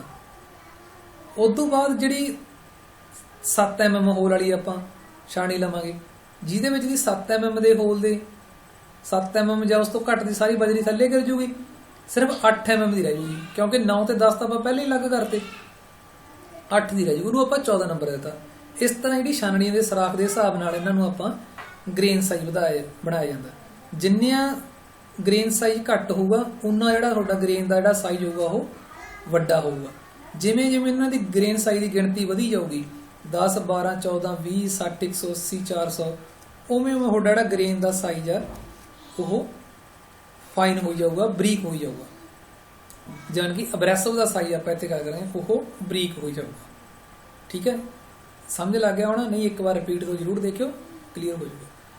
ਉਸ ਤੋਂ ਬਾਅਦ ਗੱਲ ਕਰਦੇ ਆਪਾਂ ਗ੍ਰੇਡ ਦੀ। ਗ੍ਰੇਡ ਕੀ ਹੁੰਦਾ? ਗ੍ਰਾਈਂਡਿੰਗ ਪਹੀਏ ਵਿੱਚ ਉਪਲਬਧ ਬੌਂਡ ਦੀ ਕਠੋਰਤਾ ਦੀ ਡਿਗਰੀ ਹੀ ਗ੍ਰੇਡ ਕਹਾਉਂਦੀ ਹੈ। ਕਿਸੇ ਕਠੋਰ ਪਹੀਏ ਵਿੱਚ ਬੌਂਡ ਮਜ਼ਬੂਤ ਹੁੰਦਾ ਹੈ ਜੋ ਅਬਰੈਸਿਵ ਦੇ ਕਣਾਂ ਨੂੰ ਮਜ਼ਬੂਤੀ ਨਾਲ ਬੰਨ੍ਹ ਕੇ ਰੱਖਦਾ ਹੈ, ਉਸ ਨੂੰ ਟੁੱਟਣ ਤੋਂ ਬਚਾਉਂਦਾ ਹੈ। ਮੁਲਾਇਮ ਪਹੀਏ ਵਿੱਚ ਬੰਧਕ ਕਮਜ਼ੋਰ ਹੁੰਦਾ ਹੈ ਅਤੇ ਗ੍ਰਿਡ ਆਸਾਨੀ ਨਾਲ ਨਿਕਲ ਜਾਂਦੇ ਹਨ। ਅਜਿਹੇ ਗ੍ਰਾਈਂਡਿੰਗ ਨਾਲ ਪਹੀਏ ਜਲਦੀ ਨਾਲ ਖਰਾਬ ਹੋ ਜਾਂਦੇ ਹਨ। ਕਹਿਣ ਦਾ ਭਾਵ ਕੀ ਹੈ? ਗ੍ਰਾਈਂਡਿੰਗ ਪਹੀਏ ਵਿੱਚ ਉਪਲਬਧ ਬੌਂਡ ਦੀ ਕਠੋਰਤਾ। ਹੁਣ ਆਪਾਂ ਮੰਨ ਲਓ 1 ਕਿਲੋ ਬਜਰੀ ਆ, ਉਦਾਹਰਨ ਦੇ ਤੌਰ ਤੇ ਜਿਹੜੀ ਅਬਰੈਸਿਵ ਦਾ ਕੰਮ ਕਰਦੀ ਆ, ਉਹ 'ਚ ਆਪਾਂ ਨੇ 1 ਕਿਲੋ ਸੀਮੈਂਟ ਪਾਇਆ ਤੇ 1 ਕਿਲੋ ਬਰੇਤੀ ਪਾਈ। ਉਹ ਇੱਕ ਸੀਮੈਂਟ ਤੇ ਬਰੇਤੀ ਦਾ ਇੱਕ ਬੌਂਡ ਬਣ ਗਿਆ ਜਿਹੜਾ ਉਹਨੂੰ ਬਜਰੀ ਨੂੰ ਫੜ ਕੇ ਰੱਖੂਗਾ, ਪੱਥਰ ਬਣਾਊਗਾ ਉਹਦਾ। ਠੀਕ ਹੈ, ਸਖਤ ਪੱਥਰ ਬਣੂਗਾ। ਜੇਕਰ ਹੁਣ ਆਪਾਂ ਉੱਥੇ ਸੀਮੈਂਟ ਦੀ ਜਿਹੜੀ ਕੁਆਂਟੀਟੀ ਉਹ ਘਟਾ ਦੀ, ਅੱਧਾ ਕਿਲੋ ਕਰ ਦਈਏ ਤੇ ਬਰੇਤੀ 1.5 ਕਿਲੋ ਕਰ ਦਈਏ, ਠੀਕ ਹੈ, ਬਰੇਤੀ ਵਧਾਤੀ, ਸੀਮੈਂਟ ਘਟਾਤਾ, ਤਾਂ ਜਿਹੜਾ ਪੱਥਰ ਬਣੂਗਾ ਉਹ ਕਮਜ਼ੋਰ ਬਣੂਗਾ। ਤੇ ਉਹ ਚੀਜ਼ ਹੁੰਦੀ ਆ ਗ੍ਰੇਡ, ਵੀ ਕਿੰਨਾ ਮਜ਼ਬੂਤ ਆ ਜਿਹੜਾ ਬੌਂਡ ਆ ਜਿਹੜਾ ਉਹਨੂੰ ਫੜ ਕੇ ਰੱਖਦਾ, ਜਿਵੇਂ ਬਜਰੀ ਨੂੰ ਫੜ ਕੇ ਰੱਖਦਾ ਸੀਮੈਂਟ ਬਰੇਤੀ, ਤਾਂ ਉਹ ਜਿਹੜਾ ਅਬਰੈਸਿਵ ਨੂੰ ਫੜ ਕੇ ਰੱਖਦਾਗਾ, ਉਹ ਜਿਹੜਾ ਗ੍ਰੇਡ ਆਪਾਂ ਵਰਤ ਰਹੇ ਆ, ਬੌਂਡ ਵਰਤ ਰਹੇ ਆ, ਉਹ ਕਿੰਨਾ ਗ੍ਰੇਡ ਉਹਦਾ ਕਿੰਨਾ ਕਠੋਰ ਆ, ਉਹ ਚੀਜ਼ ਨੂੰ ਆਪਾਂ ਕਹਿੰਦੇ ਆ ਗ੍ਰੇਡ। ਇਹ ਹੁੰਦੇ ਨੇ ਜਿਵੇਂ ਜਿਵੇਂ ਅਲਫਾਬੈਟਸ ਵਧੀ ਜਾਣਗੇ ਉਵੇਂ ਉਵੇਂ ਜਿਹੜਾ ਗ੍ਰੇਡ ਆ ਉਹ ਹਾਰਡ ਹੋਈ ਜਾਊਗਾ। ਏ ਗ੍ਰੇਡ ਸਭ ਤੋਂ ਸੌਫਟ ਹੁੰਦਾ, ਬੀ ਉਦੋਂ ਸਖਤ, ਸੀ ਉਦੋਂ ਸਖਤ, ਆਰ ਉਦੋਂ ਸਖਤ ਤੇ ਐਕਸ ਉਦੋਂ ਸਖਤ। ਯਾਦ ਰੱਖਿਓ ਏ ਤੋਂ ਲੈ ਕੇ ਇਹ ਐਕਸ ਤੱਕ ਹੁੰਦੇ ਨੇ ਜਿਹੜੇ ਗ੍ਰੇਡ ਦਾ ਹੁੰਦਾ, ਉਹ ਏ ਤੋਂ ਲੈ ਕੇ ਐਕਸ ਤੱਕ ਹੁੰਦੇ ਨੇ, ਜੋ ਕਿ ਦੱਸਦਾ ਵੀ ਬੌਂਡ ਤੁਹਾਡਾ ਕਿੰਨਾ ਜ਼ਿਆਦਾ ਸਖਤ ਹੈ, ਕਿੰਨਾ ਕਠੋਰ ਹੈ। ਠੀਕ ਹੈ, ਉਸ ਤੋਂ ਬਾਅਦ ਆਉਂਦਾ ਸਟਰਕਚਰ ਆਫ ਗ੍ਰਾਈਂਡਿੰਗ ਵੀਲ। ਇਹ ਬਹੁਤ ਇੰਪੋਰਟੈਂਟ ਚੀਜ਼ਾਂ ਨੇ ਜਿਹੜੀਆਂ ਹੁਣ ਡਿਸਕਸ ਕਰ ਰਹੇ ਹੈਗਾ, ਇਹ ਪੇਪਰ 'ਚ ਬਹੁਤ ਆਉਂਦੀਆਂ ਨੇ। Structure of grinding wheel. Grinding wheel ਵਿੱਚ ਬੌਂਡ ਦੀ ਮਾਤਰਾ 10% ਤੋਂ ਲੈ ਕੇ 30% ਤੱਕ ਹੁੰਦੀ ਹੈ। ਮਤਲਬ ਜਿਵੇਂ ਆਪਾਂ ਬਜਰੀ ਆ, ਉਹ 'ਚ ਜਿਹੜੀ ਸੀਮੈਂਟ ਆ ਤੇ ਬਰੇਤੀ ਜਿਹੜਾ ਮਿਕਸਚਰ ਆ ਉਹ 10 ਤੋਂ ਲੈ ਕੇ 30% ਤੱਕ ਹੁੰਦਾ। 70% ਬਜਰੀ ਹੁੰਦੀ ਆ, ਮੰਨ ਲਓ 30% ਆ ਜਿਹੜੀ ਉਹ, ਜਾਣੀ ਕਿ 90 ਤੋਂ ਲੈ ਕੇ 70 ਤੋਂ ਲੈ ਕੇ 90% ਤੱਕ ਬਜਰੀ ਹੁੰਦੀ ਆ ਤੇ 10% ਤੋਂ ਲੈ ਕੇ 30% ਤੱਕ ਕੁਝ ਸੀਮੈਂਟ ਤੇ ਬਰੇਤੀ ਹੁੰਦੀ ਆ। ਇਹ ਆਪਾਂ ਸਿਰਫ ਐਗਜ਼ਾਮਪਲ ਦੇ ਤੌਰ ਤੇ ਲੈ ਰਹੇ ਹਾਂ। ਗ੍ਰਾਈਂਡਿੰਗ ਵੀਲ ਦੇ ਵਿੱਚ ਸੀਮੈਂਟ ਬਜਰੀ ਨਹੀਂ ਵਰਤੀ ਜਾਂਦੀ, ਉਹ ਤੇ ਅਲੱਗ ਬੌਂਡ ਹੁੰਦੇ ਆ ਜਿਹੜੇ ਆਪਾਂ ਤੁਹਾਨੂੰ ਦੱਸਾਂਗੇ ਕਿਹੜੇ ਕਿਹੜੇ ਬੌਂਡ ਵਰਤੇ ਜਾਂਦੇ ਆ। ਉਹ ਸਿਰਫ ਇੱਕ ਸਾਨੂੰ ਸਮਝਾਉਣ ਲਈ ਆ ਵੀ ਕਿੰਨੀ ਮਾਤਰਾ ਹੁੰਦੀ ਹੈ। ਠੀਕ ਹੈ, ਜਿਸ ਵੀਲ ਦੀ ਬਣਾਵਟ ਤੇ ਨਿਰਭਰ ਕਰਦੀ ਹੈ। ਅਗਰ ਇਸ ਵਿੱਚ ਵੱਧ ਹੋਵੇ, ਮਤਲਬ ਗ੍ਰਾਈਂਡਿੰਗ ਵੀਲ ਦਾ ਜਿਹੜਾ ਸਟਰਕਚਰ ਵੱਧ ਹੋਵੇ, ਕਣਾਂ ਦੇ ਅੰਤਰ ਵਿੱਚ ਜ਼ਿਆਦਾ ਹੋਵੇ, ਇਹ ਵੱਧ ਹੋਵੇ ਤਾਂ ਕਣਾਂ ਦੇ ਅੰਤਰ ਜ਼ਿਆਦਾ ਹੋਵੇਗਾ। ਜੇਕਰ ਆਪਾਂ ਇਹ 30% ਪਾਏ ਨੇ, ਜਿਹੜਾ ਬੌਂਡ ਆ 30% ਆ, ਤਾਂ ਜਿਹੜੇ ਕਣ ਨੇ ਉਹ 70% ਪੈਣਗੇ, ਘੱਟ ਪੈਣਗੇ। ਠੀਕ ਹੈ, ਤਾਂ ਦੂਰ ਦੂਰ ਹੋਣਗੇ ਅੰਤਰ, ਕਣ ਤਾਂ ਦੂਰ ਦੂਰ ਹੋ ਜਾਣਗੇ ਕਿਉਂਕਿ ਬੌਂਡ ਜ਼ਿਆਦਾ ਗਾ, ਕਣ ਘੱਟ ਨੇ। ਜੇਕਰ ਇਹ ਘੱਟ ਮਾਤਰਾ ਵਾਲੇ ਬੌਂਡ ਅਤੇ ਅਬਰੈਸਿਵ ਵਾਲੇ ਵੀਲ ਦਾ ਅਸਰ ਨਰਮ ਬੌਂਡ ਦੇ ਵੀਲਾਂ ਦੇ ਅਸਰ ਵਰਗਾ ਹੁੰਦਾ ਹੈ। ਜੇਕਰ ਬੌਂਡ 10% ਹੀ ਪਾਇਆ ਤਾਂ ਅਬਰੈਸਿਵ ਕਿੰਨੇ ਹੋ ਗਏ? 90% ਹੋ ਗਏ। ਤਾਂ ਜਿਹੜੀ ਇਹਨਾਂ ਦਾ ਡਿਸਟੈਂਸ ਆ ਉਹ ਨੇੜੇ ਨੇੜੇ ਰਹੂਗਾ। ਅਬਰੈਸਿਵ ਜ਼ਿਆਦਾ ਹੋਣ ਕਰਕੇ ਨੇੜੇ ਨੇੜੇ ਰਹਿਣਗੇ, ਤਾਂ ਇਹਨਾਂ ਦਾ ਜਿਹੜਾ ਅਸਰ ਆ ਉਹ ਫਾਈਨ ਹੋਊਗਾ, ਫਾਈਨ ਮਟੀਰੀਅਲ ਕੱਟਣ ਵਾਸਤੇ ਕੰਮ ਆਉਣਗੇ। ਜਿੰਨਾ ਬੌਂਡ ਜ਼ਿਆਦਾ ਹੋਊਗਾ ਉਨੇ ਉਹ ਰਫ ਗ੍ਰਾਈਂਡਿੰਗ ਵਾਸਤੇ ਕੰਮ ਆਉਣਗੇ। ਇਹ ਹੁੰਦਾ ਸਟਰਕਚਰ ਆਫ ਗ੍ਰਾਈਂਡਿੰਗ ਵੀ, ਇਹ ਵੀ ਇੱਕ ਬਹੁਤ ਇੰਪੋਰਟੈਂਟ ਆ। ਹੁਣ ਆਪਾਂ ਗੱਲ ਕਰਦੇ ਹਾਂ, ਤੁਹਾਨੂੰ ਪੇਪਰ ਵਿੱਚ ਇਹ ਕੁਐਸਚਨ ਆਉਂਦਾ, ਲਿਖਿਆ ਹੋਇਆ ਆ ਜਾਂਦਾ ਜਿਵੇਂ C54 F4 S40। ਆ ਲਾਈਨਾਂ ਮੈਂ ਸਪਲਿਟ ਕਰਨ ਵਾਸਤੇ ਮਾਰੀਆਂ ਹੋਈਆਂ ਨੇ, C54 F4 S40। ਇਹ ਚੀਜ਼ ਤੁਹਾਨੂੰ ਲਿਖੀ ਆਉਂਦੀ ਹੈ। ਇਹ ਨਾ ਇੱਕ ਵੀਲ ਦਾ ਸਟਰਕਚਰ ਹੁੰਦਾ ਜਿਹਦੇ 6 ਪੈਰਾਮੀਟਰ ਹੁੰਦੇ ਨੇ। ਮੇਨ ਤਾਂ 5 ਪੈਰਾਮੀਟਰ ਹੀ ਹੁੰਦੇ ਨੇ, 1 2 3 4 5, ਇਹ 6ਵਾਂ ਛੱਡ ਦਿਓ, ਵੈਸੇ 7 ਵੀ ਹੋ ਜਾਂਦੇ ਨੇ। ਅਲਫਾਬੈਟ ਨਾਲ ਹੀ ਸ਼ੁਰੂ ਹੋਊਗਾ, ਅਲਫਾਬੈਟ ਨਾਲ ਹੀ ਖਤਮ ਹੋਊਗਾ। ਧਿਆਨ ਰੱਖਿਓ ਮੇਰੀ ਗੱਲ, ਅਲਫਾਬੈਟ ਨਾਲ ਹੀ ਸ਼ੁਰੂ ਹੋਊਗਾ, ਅਲਫਾਬੈਟ ਨਾਲ ਹੀ ਖਤਮ ਹੋਊਗਾ। ਜਿਹੜਾ ਪਿੱਛੇ ਨਿੰਬਰ ਦਿੱਤਾ ਜਿਵੇਂ 40 4, ਇਹਦੇ ਨਾਲ ਕਦੇ ਸ਼ੁਰੂ ਜਾਂ ਖਤਮ ਨਹੀਂ ਹੁੰਦਾ। ਜੇ ਲੱਗੇ ਵੀ ਹੋਏ ਨੇ, ਅੱਗੇ ਵੀ ਲੱਗਿਆ ਹੋਇਆ, ਮੰਨ ਲਓ ਇੱਥੇ 30 ਲੱਗਿਆ ਹੋਇਆ, ਤਾਂ ਸਮਝ ਲਓ ਫਾਲਤੂ ਆ। ਉਹ ਸਿਰਫ ਕੰਪਨੀ ਦਾ ਮਾਰਕਾ ਹੁੰਦਾ। ਉਹ ਕੀ ਹੁੰਦਾ? ਕੰਪਨੀ ਦਾ ਇੱਕ ਮਾਰਕਾ ਹੁੰਦਾ। ਮੇਨ ਆਪਣੇ ਆ ਚੀਜ਼ ਹੁੰਦੀ ਹੈ, ਅਲਫਾਬੈਟ ਤੋਂ ਸ਼ੁਰੂ ਹੋ ਕੇ ਅਲਫਾਬੈਟ ਤੋਂ ਖਤਮ। 1 2 3 4 5 ਇਹ ਪੰਜੇ ਹੁੰਦੇ ਨੇ। ਸਭ ਤੋਂ ਪਹਿਲਾਂ ਕੀ ਦੱਸਦਾ? ਪਹਿਲਾਂ ਦੱਸਦਾ ਅਬਰੈਸਿਵ ਟਾਈਪ। ਜਿਹੜੀ ਪਹਿਲਾ ਅੱਖਰ ਹੈ ਸੀ ਦਾ ਕੀ ਦੱਸਦਾ? ਅਬਰੈਸਿਵ ਟਾਈਪ। ਵੀ ਉਹ ਅਬਰੈਸਿਵ ਦੀ ਟਾਈਪ ਕਿਹੜੀ ਹੈਗੀ। ਜੇ ਤਾਂ ਸੀ ਹੈ ਇਟ ਮੀਨਸ ਇਹ ਕਹਦਾ ਹੈਗਾ ਸਿਲੀਕਨ ਕਾਰਬਾਈਡ ਦਾ। ਜੇ ਏ ਲਿਖਿਆ ਹੋਇਆ ਤਾਂ ਐਲੂਮੀਨੀਅਮ ਆਕਸਾਈਡ ਦਾ। ਨੰਬਰ 2 ਤੇ ਕੀ ਆ ਗਿਆ? ਗ੍ਰਿਟ। ਗ੍ਰਿਟ ਦਾ ਸਾਈਜ਼ ਦੱਸਦਾ ਆਹ ਵਾਲਾ ਵੀ ਕਿੰਨਾ ਸਾਈਜ਼ ਆ। ਠੀਕ ਹੈ, ਇੱਥੇ ਕੀ ਦੱਸਿਆ ਉਹਨੇ? 54। 54 ਕਿੱਥੇ ਆਉਂਦਾ? ਇੱਥੇ ਮੀਡੀਅਮ 'ਚ, ਮੀਡੀਅਮ ਸਾਈਜ਼ ਆ 54। ਐਫ ਕੀ ਦੱਸਦਾ ਉਹਦਾ? ਗ੍ਰੇਡ ਆਹ ਵਾਲਾ ਐਫ ਗ੍ਰੇਡ, ਮਤਲਬ ਕਾਹ 'ਚ ਆਉਂਦਾ? ਮੀਡੀਅਮ 'ਚ, ਵੀ ਉਹਦਾ ਗ੍ਰੇਡ ਕੀ ਆ? ਐਫ। ਫਿਰ ਕੀ ਦੱਸਦਾ? ਸਟਰਕਚਰ। ਸਟਰਕਚਰ ਵੀ ਨੰਬਰ ਦੇ ਵਿੱਚ ਹੁੰਦੇ ਨੇ, ਜਿਵੇਂ 0 1 2 3 4 5 6 ਤੋਂ ਲੈ ਕੇ 9 ਤੱਕ। ਜਿਵੇਂ ਜਿਵੇਂ ਸਟਰਕਚਰ ਵਧੀ ਜਾਂਦਾ, ਨੰਬਰ ਵਧੀਆ, ਉਵੇਂ ਉਹ ਸਟਰਕਚਰ ਉਹ ਡੈਂਸ ਹੋ ਜਾਂਦਾ, ਮਤਲਬ ਉਵੇਂ ਉਵੇਂ ਤੁਹਾਡਾ ਅਬਰੈਸਿਵ ਦੀ ਗਿਣਤੀ ਵਧੀ ਜਾਂਦੀ ਹੈ। ਉਹ ਸਟਰਕਚਰ ਦੱਸਦਾ, ਇਹ ਦੱਸਦਾ ਵੀ ਓਪਨ ਸਟਰਕਚਰ। ਠੀਕ ਹੈ, ਉਸ ਤੋਂ ਇਹਦਾ ਬੌਂਡ ਟਾਈਪ, ਵੀ ਬੌਂਡ ਕਿਹੜਾ ਹੈਗਾ। ਜਿਵੇਂ ਇੱਥੇ ਐਸ ਹੈਗਾ ਤਾਂ ਸਿਲੀਕੇਟ ਬੌਂਡ ਆ, ਇਸ ਤਰ੍ਹਾਂ ਹੀ ਦੱਸਿਆ ਜਾਂਦਾ ਹੈਗਾ। 40 ਕੀ ਅੱਗੇ ਮੈਨੂਫੈਕਚਰਿੰਗ ਆਇਡੈਂਟੀਟੀ ਨੰਬਰ ਆ, ਇਹ ਆਪਾਂ ਨੂੰ ਕੋਈ ਮੈਟਰ ਨਹੀਂ ਰੱਖਦਾ ਹੈਗਾ। ਹੁਣ ਇੱਕ ਮੈਂ ਹੋਰ ਐਗਜ਼ਾਮਪਲ ਲੈਂਦਾ, ਇੱਥੇ ਦੇਖੋ ਤੁਸੀਂ, ਇੱਥੇ ਮੈਂ ਲਿਖਿਆ ਹੋਇਆ 31A 46H 8V8। ਜਿਹੜੇ ਮੂਹਰਲੇ ਦੋ ਅੱਖਰ ਨੇ ਤੁਹਾਨੂੰ ਪਹਿਲਾਂ ਕਿਹਾ ਵੀ ਇਹ ਆਪਾਂ ਨੂੰ ਕੋਈ ਮੈਟਰ ਨਹੀਂ ਕਰਦੇ ਹੈਗੇ, ਸਿਰਫ ਅਲਫਾਬੈਟ ਤੋਂ ਸ਼ੁਰੂ ਹੋ ਕੇ ਅਲਫਾਬੈਟ ਤੇ ਖਤਮ। 31 ਕੀ ਆ? ਕੋਈ ਆਰਡਰ ਆਫ ਮਾਰਕਿੰਗ ਆ ਕੰਪਨੀ ਦਾ, ਆਪਾਂ ਨੂੰ ਉਹਨੂੰ ਕੋਈ ਮਤਲਬ ਨਹੀਂ ਹੈਗਾ। ਠੀਕ ਹੈ, ਇਹ ਆਪਾਂ ਨੂੰ ਪੇਪਰ ਤੁਹਾਨੂੰ ਨਹੀਂ ਪੁੱਛਿਆ ਜਾਊਗਾ ਕੀ ਹੈ ਇਹ ਆਰਡਰ ਆਫ ਮਾਰਕਿੰਗ ਆ। ਹੁਣ ਆ ਗਿਆ ਏ, ਕੀ ਹੁੰਦੀ ਹੈ? ਅਬਰੈਸਿਵ ਟਾਈਪ। ਕਿਹੜਾ ਅਬਰੈਸਿਵ ਆ? ਏ ਕਿਹੜਾ ਹੈਗਾ? Aluminium oxide. ਸੀ ਕਿਹੜਾ ਹੈਗਾ? Silicon carbide. ਇੱਥੇ ਏ ਲੱਗਿਆ ਤਾਂ ਇਹ ਕਾਹਦਾ ਬਣਿਆ ਹੋਇਆ? ਐਲੂਮੀਨੀਅਮ ਆਕਸਾਈਡ ਦਾ। ਨੰਬਰ 2 ਤੇ ਆ ਗਿਆ 4, ਇਹ ਕੀ ਹੁੰਦਾ? Grain size. ਠੀਕ ਹੈ ਨਾ, ਸੌਰੀ 46। ਤਾਂ 46 ਦੇਖੋ ਆ ਗ੍ਰੇਨ ਸਾਈਜ਼ ਦਿੱਤੇ ਹੋਏ ਨੇ 10 ਤੋਂ ਲੈ ਕੇ 24 30 60 600 ਦਿੱਤਾ ਹੋਇਆ। ਤਾਂ 46 ਕਾਹ 'ਚ ਆ ਗਿਆ? Medium grain size. ਕਿੰਨਾ ਇਹਦਾ ਸਾਈਜ਼ ਕਿਹੜਾ ਹੈਗਾ? ਮੀਡੀਅਮ ਆ। ਉਸ ਤੋਂ ਐਚ ਕੀ ਹੁੰਦਾ? ਗ੍ਰੇਡ। ਆ ਗ੍ਰੇਡ ਆ ਗਿਆ ਇੱਥੇ। ਏ ਤੋਂ ਐਫ ਤੱਕ ਥੋੜੇ ਸੌਫਟ ਗ੍ਰੇਡ ਹੁੰਦੇ ਆ, ਜੀ ਤੋਂ ਲੈ ਕੇ ਵਾਈ ਵੀ ਤੱਕ ਤੁਹਾਡੇ ਮੀਡੀਅਮ ਗ੍ਰੇਡ ਹੁੰਦੇ ਆ, ਐਕਸ ਵਾਈ ਜ਼ੈਡ ਤੁਹਾਡੇ ਹਾਰਡ ਗ੍ਰੇਡ ਹੁੰਦੇ ਆ। ਤਾਂ ਇੱਥੇ ਗ੍ਰੇਡ ਕਿਹੜਾ ਹੈਗਾ? ਐਚ। ਐਚ ਕਿੱਥੇ ਆ ਗਿਆ? ਤੁਹਾਡਾ ਮੀਡੀਅਮ ਗ੍ਰੇਡ ਦੇ ਵਿੱਚ ਆ ਗਿਆ। ਐਕਸ ਤੋਂ ਫਿਰ 8 ਆ ਗਿਆ।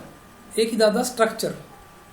ਇਹ ਸਟਰਕਚਰ ਹੈ 1 2 3 4 5 6 7 9 10 11 12 13 14, ਮਤਲਬ ਇਹ ਸਟਰਕਚਰ ਦੱਸਦਾ ਹੈਗਾ ਵੀ ਤੁਹਾਡੇ ਜਿਹੜਾ ਕਿੰਨੇ ਪਰਸੈਂਟੇਜ ਬੌਂਡ ਹੈ, ਕਿੰਨੇ ਪਰਸੈਂਟ ਤੁਹਾਡੇ ਅਬਰੈਸਿਵ ਨੇ। 5 ਨੰਬਰ ਓਪਨ ਸਟਰਕਚਰ 'ਚ ਹੁੰਦਾ, ਆਹ ਵਾਲਾ ਸਟਰਕਚਰ ਦੱਸਦਾ। ਉਸ ਤੋਂ ਬਾਅਦ ਆ ਜਾਂਦਾ ਨਹੀਂ 8 ਆ ਗਿਆ ਨਾ, 8 ਨੰਬਰ ਇੱਥੇ ਆ ਗਿਆ। ਫਿਰ ਆ ਗਿਆ ਵੀ, ਇਹ ਕੀ ਦੱਸਦਾ? Bond type.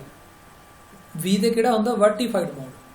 ਇਹ ਆਪਾਂ ਕੀ ਗੱਲ ਕਰਦੇ ਹਾਂ, ਜੇ ਐਸ ਹੁੰਦਾ ਸਿਲੀਕੇਟ ਬੌਂਡ, ਆਰ ਹੁੰਦਾ ਰਬੜ ਬੌਂਡ, ਆਰ ਐਫ ਹੁੰਦਾ ਰਬੜ ਰੀਨਫੋਰਸਡ ਬੌਂਡ, ਬੀ ਤੇ ਰੀਨਫੋਰਸਡ synthetic resin, B F ਰੀਨਫੋਰਸਡ bond, ਈ ਤੇ ਸ਼ੈਲਿਕ ਬੌਂਡ, ਐਮ ਤੇ ਮੈਗਨੀਸ਼ੀਆ ਬੌਂਡ।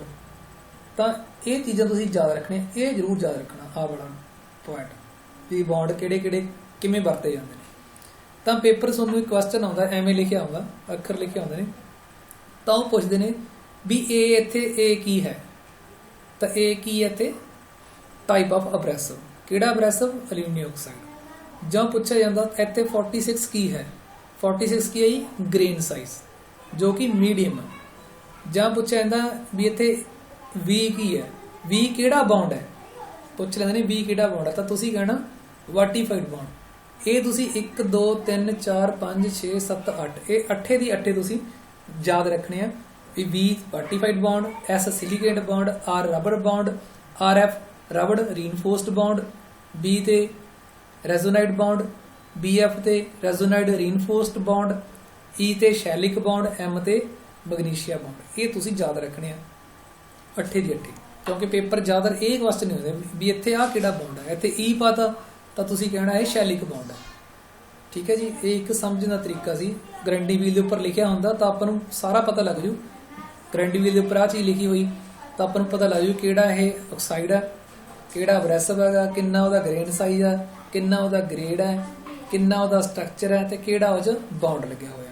ਇਹ ਗਾਰੰਟੀ ਵੀਲ ਦੇ ਉੱਪਰ ਲਿਖਿਆ ਹੁੰਦਾ ਤਾਂ ਆਪਾਂ ਉੱਥੋਂ ਨੂੰ ਕਲੀਅਰ ਹੋ ਸਕਦਾ।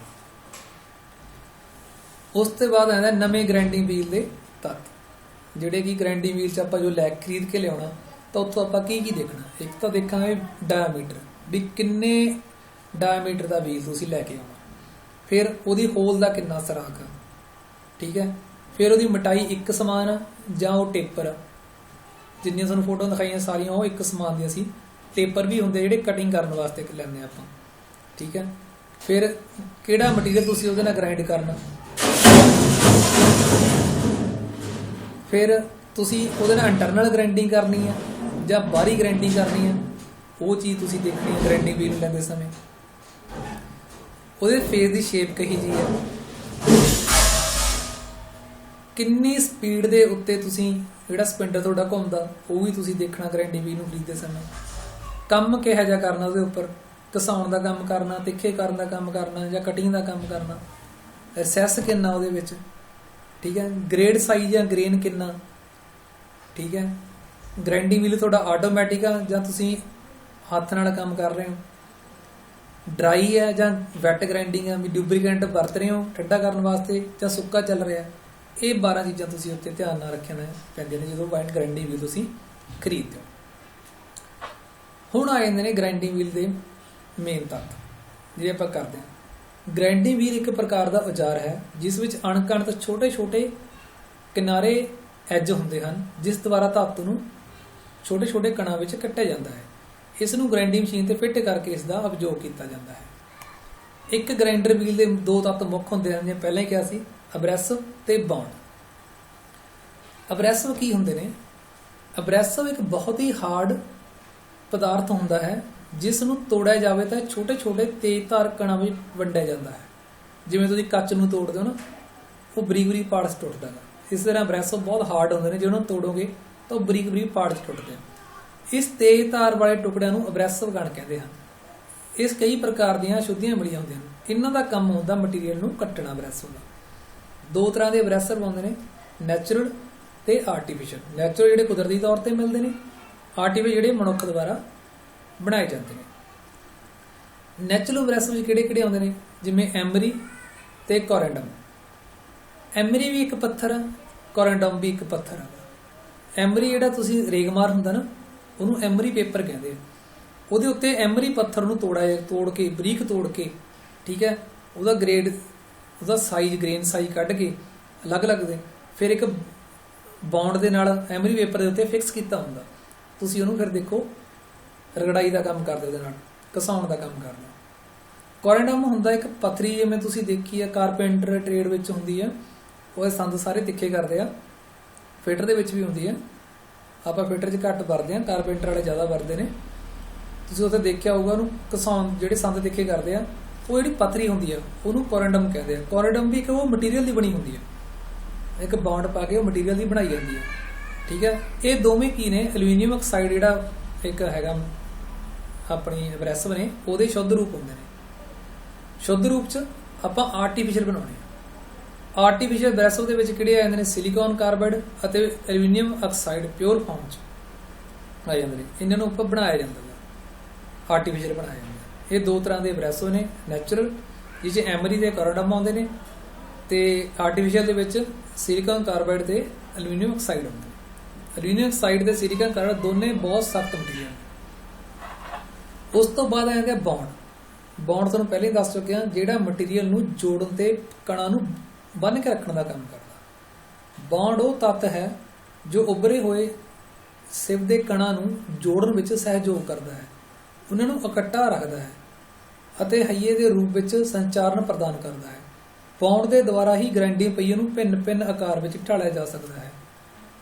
ਇੱਕ ਵਧੀਆ ਬੌਂਡ ਦੀ ਇਹ ਖੂਬੀ ਹੁੰਦੀ ਹੈ ਜੋ ਗ੍ਰਾਈਂਡਿੰਗ ਕਰਦੇ ਸਮੇਂ ਉਤਪੰਨ ਹੋਈ ਗਰਮੀ ਵਿੱਚ ਵੀ ਕਣਾਂ ਨੂੰ ਉਦੋਂ ਤੱਕ ਬੰਨ੍ਹ ਕੇ ਰੱਖਦਾ ਹੈ ਜਦੋਂ ਤੱਕ ਉਹ ਕਟਾਈਯੋਗ ਨਹੀਂ ਰਹਿੰਦੇ। ਮਤਲਬ ਜਿਹੜੇ ਅਬਰੈਸਿਵ ਨੇ ਉਹਨਾਂ ਨੂੰ ਇਹ ਬੰਨ੍ਹ ਕੇ ਰੱਖਦਾ, ਜਿਹੜਾ ਬੌਂਡ ਹੁੰਦਾ ਮੇਨ ਚੀਜ਼, ਠੀਕ ਹੈ। ਹੁਣ ਬੌਂਡ ਕਿੰਨੇ ਪ੍ਰਕਾਰ ਦੇ ਹੁੰਦੇ ਨੇ? 5 ਪ੍ਰਕਾਰ ਦੇ ਬੌਂਡ ਹੁੰਦੇ ਆ। ਵੈਸੇ ਆਪਾਂ ਉਹਦੇ 8 ਦੀ ਗੱਲ ਕਰੀ ਸੀ, ਦੋਨੇ 2-3 ਉਹਨਾਂ ਦੇ ਆਪ ਸੇਮ ਹੀ ਨੇ, ਠੀਕ ਹੈ। ਆਪਾਂ ਇੱਥੇ 5 ਪ੍ਰਕਾਰ ਦੇ ਬੌਂਡ ਦੀ ਗੱਲ ਕਰਦੇ ਹਾਂ। ਸਭ ਤੋਂ ਪਹਿਲਾਂ ਤਾਂ ਵਾਟੀਫਾਈਡ ਬੌਂਡ, ਜਿਹਨੂੰ ਆਪਾਂ V ਦੇ ਨਾਲ ਡਿਨੋਟ ਕਰਦੇ ਹਾਂ। ਇਹ ਸਭ ਤੋਂ ਵੱਧ ਵਰਤਿਆ ਜਾਣ ਵਾਲਾ ਬੌਂਡ ਹੈ। ਇਸ ਵਿੱਚ ਹਾਈ ਪੋਰੋਸਿਟੀ ਹੁੰਦੀ ਹੈ। ਹਾਈ ਪੋਰੋਸਿਟੀ ਮਤਲਬ ਕੈਪੈਸਿਟੀ ਟੂ ਅਬਜ਼ਰਵ ਫਲੂਇਡ। ਜਿਹੜਾ ਫਲੂਇਡ ਲਿਕੁਇਡ ਹੁੰਦਾ ਉਹਨੂੰ ਇਹ ਅਬਜ਼ੌਰਬ ਕਰ ਲੈਂਦਾ। ਜ਼ਿਆਦਾ ਤੋਂ ਜ਼ਿਆਦਾ।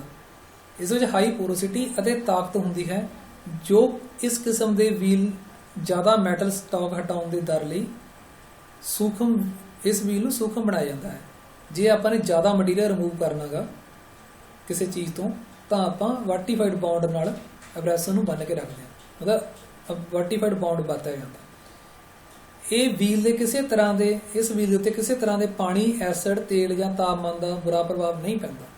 ਇਹ ਗੱਲ ਧਿਆਨ ਰੱਖਿਓ, ਇਸ ਵੀਲ ਤੇ ਕਿਸੇ ਤਰ੍ਹਾਂ ਦੇ ਪਾਣੀ ਦਾ ਜਾਂ ਐਸਿਡ ਦਾ ਜਾਂ ਤੇਲ ਦਾ ਪ੍ਰਭਾਵ ਨਹੀਂ ਪੈਂਦਾ। ਸਭ ਤੋਂ ਵੱਧ ਵਰਤਿਆ ਜਾਣ ਵਾਲਾ ਬੌਂਡ ਹੈ ਇਹ ਵਾਰਟੀਫਾਈਡ ਬੌਂਡ ਤੇ ਸਭ ਤੋਂ ਮਜ਼ਬੂਤ ਹੈ, ਜਿਹਨੂੰ ਵੀ ਨਾਲ ਡਿਨੋਟ ਕੀਤਾ ਜਾਂਦਾ। ਫਿਰ ਹੈ ਸਿਲੀਕੋਨ ਬੌਂਡ, ਜਿਹਨੂੰ ਐਸ ਦੇ ਨਾਲ ਡਿਨੋਟ ਕਰਦੇ ਹਾਂ, ਐਸ ਅੱਖਰ ਨਾਲ। ਸਿਲੀਕੇਟ ਪਹੀਏ ਵਾਰਟੀਫਾਈਡ ਬੌਂਡ ਦੇ ਮੁਕਾਬਲੇ ਘੱਟ ਕਠੋਰ ਹੁੰਦੇ ਹਨ, ਇਸ ਲਈ ਇਹ ਨਰਮ ਧਾਤੂਆਂ ਤੇ ਪ੍ਰਯੋਗ ਕੀਤਾ ਜਾਂਦਾ ਹੈ। ਇਹ ਕਠੋਰ ਵਾਰਟੀਫਾਈਡ ਬੌਂਡ ਨੂੰ ਘੱਟ ਕਠੋਰ ਹੁੰਦੇ ਨੇ ਤੇ ਇਹਨਾਂ ਦੀ ਵਰਤੋਂ ਨਰਮ ਧਾਤੂ ਜਿਵੇਂ ਐਲੂਮੀਨੀਅਮ ਵਗੈਰਾ ਹੋ ਗਏ ਉੱਥੇ ਕੀਤੀ ਜਾਂਦੀ ਹੈ। ਫਿਰ ਹੈ ਸ਼ੈਲਿਕ ਬੌਂਡ, ਜਿਹਨਾਂ ਨੂੰ ਈ ਨਾਲ ਡਿਨੋਟ ਕਰਦੇ। ਇਹ ਬੌਂਡ ਭਾਰੀ ਕੰਮਾਂ ਦੇ ਲਈ ਵੱਡੇ ਵਿਆਸ ਦੇ ਪਹੀਏ ਬਣਾਉਣ ਵਿੱਚ ਪ੍ਰਯੋਗ ਕੀਤੇ ਜਾਂਦੇ ਹਨ, ਜਿੱਥੇ ਫਿਨਿਸ਼ਿੰਗ ਦੀ ਜ਼ਰੂਰਤ ਹੋਵੇ, ਜਿਵੇਂ ਕਿ ਮਿਲ ਰੋਲ, ਜਿਵੇਂ ਆਟਾ ਚੱਕੀਆਂ ਦੇ ਪੱਥਰ ਨੇ ਉਹ ਵੀ ਆਰਟੀਫਿਸ਼ੀਅਲ ਬਣਾਏ ਜਾਂਦੇ ਨੇ। ਬਹੁਤ ਪੱਥਰ ਨੇ ਜਿਹੜੇ ਆਰਟੀਫਿਸ਼ੀਅਲ ਬਣਾਏ ਜਾਂਦੇ ਨੇ। ਆਟਾ ਚੱਕੀਆਂ ਦੇ ਪੱਥਰ, ਆਟਾ ਪੀਸਣ ਵਾਲੀਆਂ ਪੱਤੀਆਂ ਚੱਕ, ਉਹ ਕਿੱਡੇ ਕੇ ਬਹੁਤ ਵੱਡੇ ਵੱਡੇ ਹੁੰਦੇ ਨੇ। ਉਹ ਵੱਡੇ ਵੱਡੇ ਪੱਥਰ ਬਣਾਉਣ ਦੇ ਲਈ ਆਪਾਂ ਸ਼ੈਲਿਕ ਬੌਂਡ ਦੀ ਵਰਤੋਂ ਕਰਦੇ ਹਾਂ। ਠੀਕ ਹੈ, ਵੱਡੇ ਪਹੀਏ ਬਣਾਉਣ ਦੇ ਲਈ ਆਪਾਂ ਸ਼ੈਲਿਕ ਬੌਂਡ ਦੀ ਵਰਤੋਂ ਕਰਦੇ ਹਾਂ।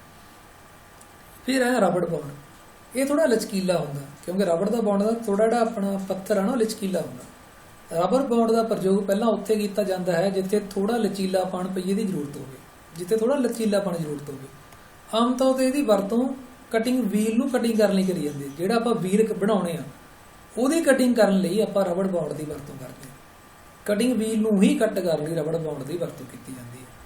ਇਹ ਲਚਕੀਲੇ ਹੁੰਦੇ ਆ, ਇਹਨਾਂ ਨੂੰ ਆਰ ਨਾਲ ਡਿਨੋਟ ਕਰਦੇ ਆ। ਰੈਜ਼ੋਨਾਈਟ ਬੌਂਡ BF ਨਾਲ ਡਿਨੋਟ ਕਰਦੇ ਜਾਂਦਾ। ਇਹ ਜ਼ਰੂਰ ਚੀਜ਼ ਆ ਰੱਖਣੀ, ਕਾਹਦੇ ਅੱਖਾਂ ਡਿਨੋਟ ਕੀਤਾ BF। ਰੈਜ਼ੋਨਾਈਟ ਦਾ ਪ੍ਰਯੋਗ ਉੱਚ ਗਤੀ ਵਾਲੇ ਪਹੀਆਂ ਦੇ ਲਈ ਕੀਤਾ ਜਾਂਦਾ ਹੈ, ਜਿੱਥੇ ਬਹੁਤ ਵੀਲ ਦੀ ਜਿਹੜੀ ਸਪੀਡ ਆ ਉਹ ਕਾਫੀ ਜ਼ਿਆਦਾ ਗਈ, ਉੱਥੇ ਆਪਾਂ ਰੈਜ਼ੋਨਾਈਟ ਬੌਂਡ ਦੀ ਵਰਤੋਂ ਕਰਦੇ ਹਾਂ। ਰੈਜ਼ੋਨਾਈਟ ਬੌਂਡ ਤੋਂ ਬਣੇ ਹੋਏ ਪਹੀਏ ਦਾ ਪ੍ਰਯੋਗ ਹਮੇਸ਼ਾ ਫਾਊਂਡਰੀ ਵਿੱਚ ਕਾਸਟਿੰਗ ਨੂੰ ਡਰੈਸਿੰਗ ਲਈ ਕੀਤਾ ਜਾਂਦਾ ਹੈ। ਜਦੋਂ ਆਪਾਂ ਢਲਾਈ ਦਾ ਕੰਮ ਕਰਦੇ ਹਾਂ, ਲੋਹੇ ਨੂੰ ਢਲਾਈ ਦਾ ਕੰਮ ਕੀਤਾ, ਉੱਥੇ ਜਿਹੜੀ ਕਾਸਟਿੰਗਾਂ ਨਿਕਲੀਆਂ ਨੇ ਉਹਦੇ ਉੱਤੇ ਮਿੱਟੀ ਵਗੈਰਾ ਜਾਂ ਹੋਰ ਬਹੁਤ ਕੁਝ ਜੰਮਿਆ ਹੁੰਦਾ, ਉਹਦੀ ਫਿਨਿਸ਼ਿੰਗ ਲਈ ਆਪਾਂ ਉੱਥੇ ਹਾਈ ਸਪੀਡ ਚਾਹੀਦੀ ਹੁੰਦੀ ਆ, ਉੱਥੇ ਆਪਾਂ ਰੈਜ਼ੋਨਾਈਟ ਬੌਂਡ ਦੀ ਜ਼ਰੂਰਤ ਵਰਤੇ ਜਾਂਦੇ ਨੇ। ਤੇ ਗ੍ਰਾਈਂਡਿੰਗ ਜਿਹੜੇ ਉਹਨਾਂ ਦੀ ਕਟਿੰਗ ਲਈ ਵੀ ਜਾਂ ਕਟਿੰਗ ਆਫ ਦੇ ਲਈ ਵੀ ਰੈਜ਼ੋਨਾਈਟ ਬੌਂਡ ਦਾ ਪ੍ਰਯੋਗ ਕੀਤਾ। ਅਗਰ ਉਹਨਾਂ ਦੀ ਕਟਿੰਗ ਕਰਨੀ ਆ, ਆਪਾਂ ਕਿਸੇ ਪੱਥਰ ਦੀ ਕਟਿੰਗ ਕਰਨੀ ਆ, ਜਿਹੜੀ ਪੱਥਰੀ ਤੁਸੀਂ ਦੇਖਦੇ ਹੋ ਘਸਾਉਣ ਦੇ ਲਈ ਆਪਾਂ ਲੋਹਾ ਘਸਾਉਂਦੇ ਆ, ਠੀਕ ਹੈ, ਉਤੋਂ ਖਰਾਬ ਵੈਲਡਿੰਗ ਅਲੱਗ ਕਰੀ ਹੋਈ ਆ, ਆਪਾਂ ਉਹਨੂੰ ਘਸਾਉਂਦੇ ਆਗੇ, ਠੀਕ ਆ, ਉੱਥੇ ਇਸ ਦਾ ਪ੍ਰਯੋਗ ਕੀਤਾ ਜਾਂਦਾ, ਘਸਾਉਣ ਦੇ ਲਈ ਪ੍ਰਯੋਗ ਕੀਤਾ ਜਾਂਦਾ। ਜਿਵੇਂ ਆਪਾਂ ਤੁਸੀਂ ਆਮ ਤੌਰ 'ਤੇ ਵੈਲਡਿੰਗ ਵਰਕਸ਼ਾਪਾਂ ਦੇਖੇ ਹੀ ਆ, ਉਹਨਾਂ ਕੋਲ ਹੈਂਡ ਗ੍ਰਾਈਂਡਰ ਹੁੰਦੇ ਆ, ਉਹ 'ਚ ਪੱਥਰੀ ਪਾ ਕੇ ਉਹਨੂੰ ਘਸਾਉਂਦੇ ਨੇ ਤਾਂ ਜੋ ਉੱਤੋਂ ਸਾਫ਼ ਹੋ ਜੇ। ਉਹ ਸਾਰੇ ਰੈਜ਼ੋਨਾਈਟ ਬੌਂਡ ਦੇ ਬਣੇ ਹੁੰਦੇ ਨੇ। ਤਾਂ ਹੁਣ ਆਪਾਂ ਗੱਲ ਕਰਦੇ ਹਾਂ, ਇਹ ਮੈਂ ਤਾਂ ਪਾਇਆ ਪਿਕਚਰ, ਇਹ ਪਿਕਚਰ ਹਮੇਸ਼ਾ ਪੇਪਰ 'ਚ ਹਰ ਵਾਰ ਆਉਂਦੀ ਹੈ ਤੇ ਇਹ 'ਚੋਂ ਜਿੰਨੇ ਆ ਪਾਰਟ ਨੇ ਪੁੱਛੇ ਜਾਂਦੇ ਨੇ ਹਰ ਵਾਰੀ ਵੀ ਕੀ ਹੁੰਦਾ। ਸਭ ਤੋਂ ਪਹਿਲਾਂ ਆਪਾਂ ਗ੍ਰਾਈਂਡਿੰਗ ਵੀਲ ਨੂੰ ਚੜਾਉਣਾ, ਠੀਕ ਹੈ, ਆਪਾਂ ਨੇ ਵੀਲ ਚੜਾਉਣਾ, ਕਿਵੇਂ ਚੜਾਉਣਾ? ਸਭ ਤੋਂ ਪਹਿਲਾਂ ਆਪਾਂ ਇਨਰ ਫਲੈਂਜ ਪਾਉਂਦੇ ਹਾਂ, ਵਾਲਾ ਇਨਰ ਫਲੈਂਜ ਪਾ ਦਿੰਦੇ। ਉਸ ਤੋਂ ਬਾਅਦ ਆਪਾਂ ਪਾਉਣੇ ਪੇਪਰ ਸੀਲ, ਪੇਪਰ ਵਾਸ਼ਰ, ਇਹਦੇ ਉੱਪਰ ਪੇਪਰ ਵਾਸ਼ਰ ਪਾਉਣਾ ਹੈ। ਫਿਰ ਆਪਾਂ ਪਾਉਣੇ ਆ ਤੁਹਾਡਾ ਗ੍ਰਾਈਂਡਿੰਗ ਵੀਲ। ਗ੍ਰਾਈਂਡਿੰਗ ਵੀਲ ਪਾਉਣ ਤੋਂ ਪਹਿਲਾਂ ਉਹਦੇ ਵਿੱਚ ਆਪਾਂ ਬੁਸ਼ ਪਾਉਂਦੇ ਹਾਂ, ਇੱਕ ਆਹ ਵਾਲਾ ਬੁਸ਼ ਪਾਉਂਦੇ ਹਾਂ ਗ੍ਰਾਈਂਡਿੰਗ ਵੀਲ ਦੇ ਵਿੱਚ ਪਾ ਕੇ, ਫਿਰ ਉਹਨੂੰ ਸਪਿੰਡਲ ਦੇ ਉੱਪਰ ਚੜਾਇਆ ਜਾਂਦਾ। ਫਿਰ ਆਪਾਂ ਪੇਪਰ ਸੀਲ ਪਾਉਂਦੇ ਹਾਂ ਦੂਜੇ ਪਾਸੇ। ਪੇਪਰ ਸੀਲ ਪਾਉਣ ਤੋਂ ਬਾਅਦ ਫਿਰ ਆਪਾਂ ਆਊਟਰ ਫਲੈਂਜ ਪਾਉਂਦੇ ਹਾਂ, ਫਿਰ ਆਪਾਂ ਆਊਟਰ ਫਲੈਂਜ ਪਾਉਂਦੇ ਹਾਂ, ਫਿਰ ਆਪਾਂ ਸਪਿੰਡਲ ਨਟ ਟਾਈਟ ਕਰਦੇ ਹਾਂ, ਜਾਣੀ ਕਿ ਆਪਣਾ ਜਿਹੜਾ ਵੀਲ ਆ ਉਹ ਪੈ ਜਾਂਦਾ। ਸਭ ਤੋਂ ਪਹਿਲਾਂ ਕੀ ਕਰਦੇ ਹਾਂ, ਇਨਰ ਫਲੈਂਜ, ਫਿਰ ਪੇਪਰ ਸੀਲ, ਫਿਰ ਆਪਣਾ ਗ੍ਰਾਈਂਡਿੰਗ ਵੀਲ, ਗ੍ਰਾਈਂਡਿੰਗ ਵੀਲ ਦੇ ਵਿੱਚ ਬੁਸ਼ ਪਾ ਲੈਂਦੇ, ਫਿਰ ਉਸ ਤੋਂ ਬਾਅਦ ਫਿਰ ਪੇਪਰ ਵਾਸ਼ਰ ਪਾਉਂਦੇ ਆਪਾਂ, ਫਿਰ ਆਊਟਰ ਫਲੈਂਜ ਪਾਉਂਦੇ ਆ, ਫਿਰ ਨਟ ਕੱਸਦੇ ਹਾਂ। ਇਸ ਤਰ੍ਹਾਂ ਆਪਣਾ ਗ੍ਰਾਈਂਡਿੰਗ ਵੀਲ ਉਹ ਫਿੱਟ ਹੋ ਜਾਂਦਾ। ਇਹ ਇਹਦਾ ਜੀ ਗਾਰਡ ਹੈਗਾ ਜਿਹੜਾ ਇਹਨੂੰ ਪ੍ਰੋਟੈਕਟ ਕਰਦਾ ਬਾਹਰੋਂ। ਥੱਲੇ ਡਸਟ ਐਗਜ਼ੌਸਟ ਹੈ ਜਿਹੜੀ ਇਹ ਜੋ ਘਸੂਗਾ, ਜਦੋਂ ਆਪਾਂ ਗ੍ਰਾਈਂਡ ਕਰਾਂਗੇ ਘਸੂਗਾ, ਉਹ ਡਸਟ ਇੱਥੇ ਕਲੈਕਟ ਹੋ ਜਾਂਦੀ ਹੈਗੀ। ਤਾਂ ਇੱਥੇ ਪਿਛਲੀ ਵਾਰ ਜੋ ਪੇਪਰ ਵਿੱਚ ਆਇਆ ਸੀਗਾ, ਉਹਨਾਂ ਨੇ ਪੁੱਛਿਆ ਸੀ ਵੀ ਆਹ ਵਾਲੀ ਚੀਜ਼ ਕੀ ਹੈ, ਇਹ ਵਾਲੀ, ਤਾਂ ਉਹ ਹੈਗੀ ਪੇਪਰ ਵਾਸ਼ਰ ਦੋਨੇ ਪਾਸੇ। ਇੱਕ ਵਾਰ ਕੁਐਸਚਨ ਆਇਆ ਸੀ, ਪੁੱਛਿਆ ਸੀ ਉਹਨਾਂ ਨੇ ਇਹ ਕੀ ਚੀਜ਼ ਹੈ, ਤਾਂ ਇਹ ਹੈਗਾ ਜੀ ਇਨਰ ਫਲੈਂਜ, ਜਿਹੜਾ ਸ਼ਾਫਟ ਵਾਲੀ ਸਾਈਡ ਤੇ ਇਨਰ ਫਲੈਂਜ, ਜਿਹੜਾ ਨਟ ਵਾਲੀ ਸਾਈਡ ਤੇ ਆ ਉਹ ਆਊਟਰ ਫਲੈਂਜ। ਇੱਕ ਵਾਰ ਪੇਪਰ 'ਚ ਆਇਆ ਸੀ ਵੀ ਆ ਪੁੱਛਿਆ ਜੀ ਆਹ ਕੀ ਚੀਜ਼ ਹੈ ਜੀ, ਇਹ ਹੈਗਾ ਗਾਰਡ ਜਿਹੜਾ ਉਹਨੂੰ ਪ੍ਰੋਟੈਕਟ ਕਰਦਾ ਹੈ।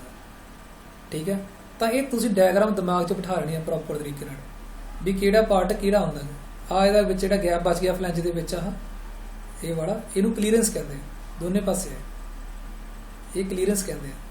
ਇਹ ਪੇਪਰ ਵਾਸ਼ਰ ਹੋ ਗਈ, ਇਹ ਵੀ ਪੇਪਰ ਵਾਸ਼ਰ ਹੋ ਗਈ, ਇਹ ਬੁਸ਼ ਹੋ ਗਿਆ, ਇਹ ਤੁਹਾਡਾ ਗ੍ਰਾਈਂਡਿੰਗ ਵੀਲ ਹੋ ਗਿਆ, ਇਹ ਇਨਰ ਫਲੈਂਜ, ਇਹ ਆਊਟਰ ਫਲੈਂਜ, ਇਹ ਸਪਿੰਡਲ ਨਟ, ਇਹ ਗਾਰਡ, ਇਹ ਡਸਟ ਐਗਜ਼ੌਸਟ, ਤੇ ਇੱਥੇ ਫਲੈਂਜ ਬੇਅਰਿੰਗ ਆ ਜਾਂਦਾ। ਤਾਂ ਇਹ ਚੀਜ਼ ਤੁਸੀਂ ਡਾਇਗਰਾਮ ਧਿਆਨ ਦੇਣੀ ਆ। ਤਾਂ ਵੀਡੀਓ ਦੇਖਣ ਲਈ ਧੰਨਵਾਦ। ਫਿਰ ਆਪਾਂ ਨੈਕਸਟ ਟਾਈਮ ਇੱਕ ਨਵੀਂ ਵੀਡੀਓ ਲੈ ਕੇ ਹਾਜ਼ਰ ਹੋਵਾਂਗੇ। ਥੈਂਕਸ।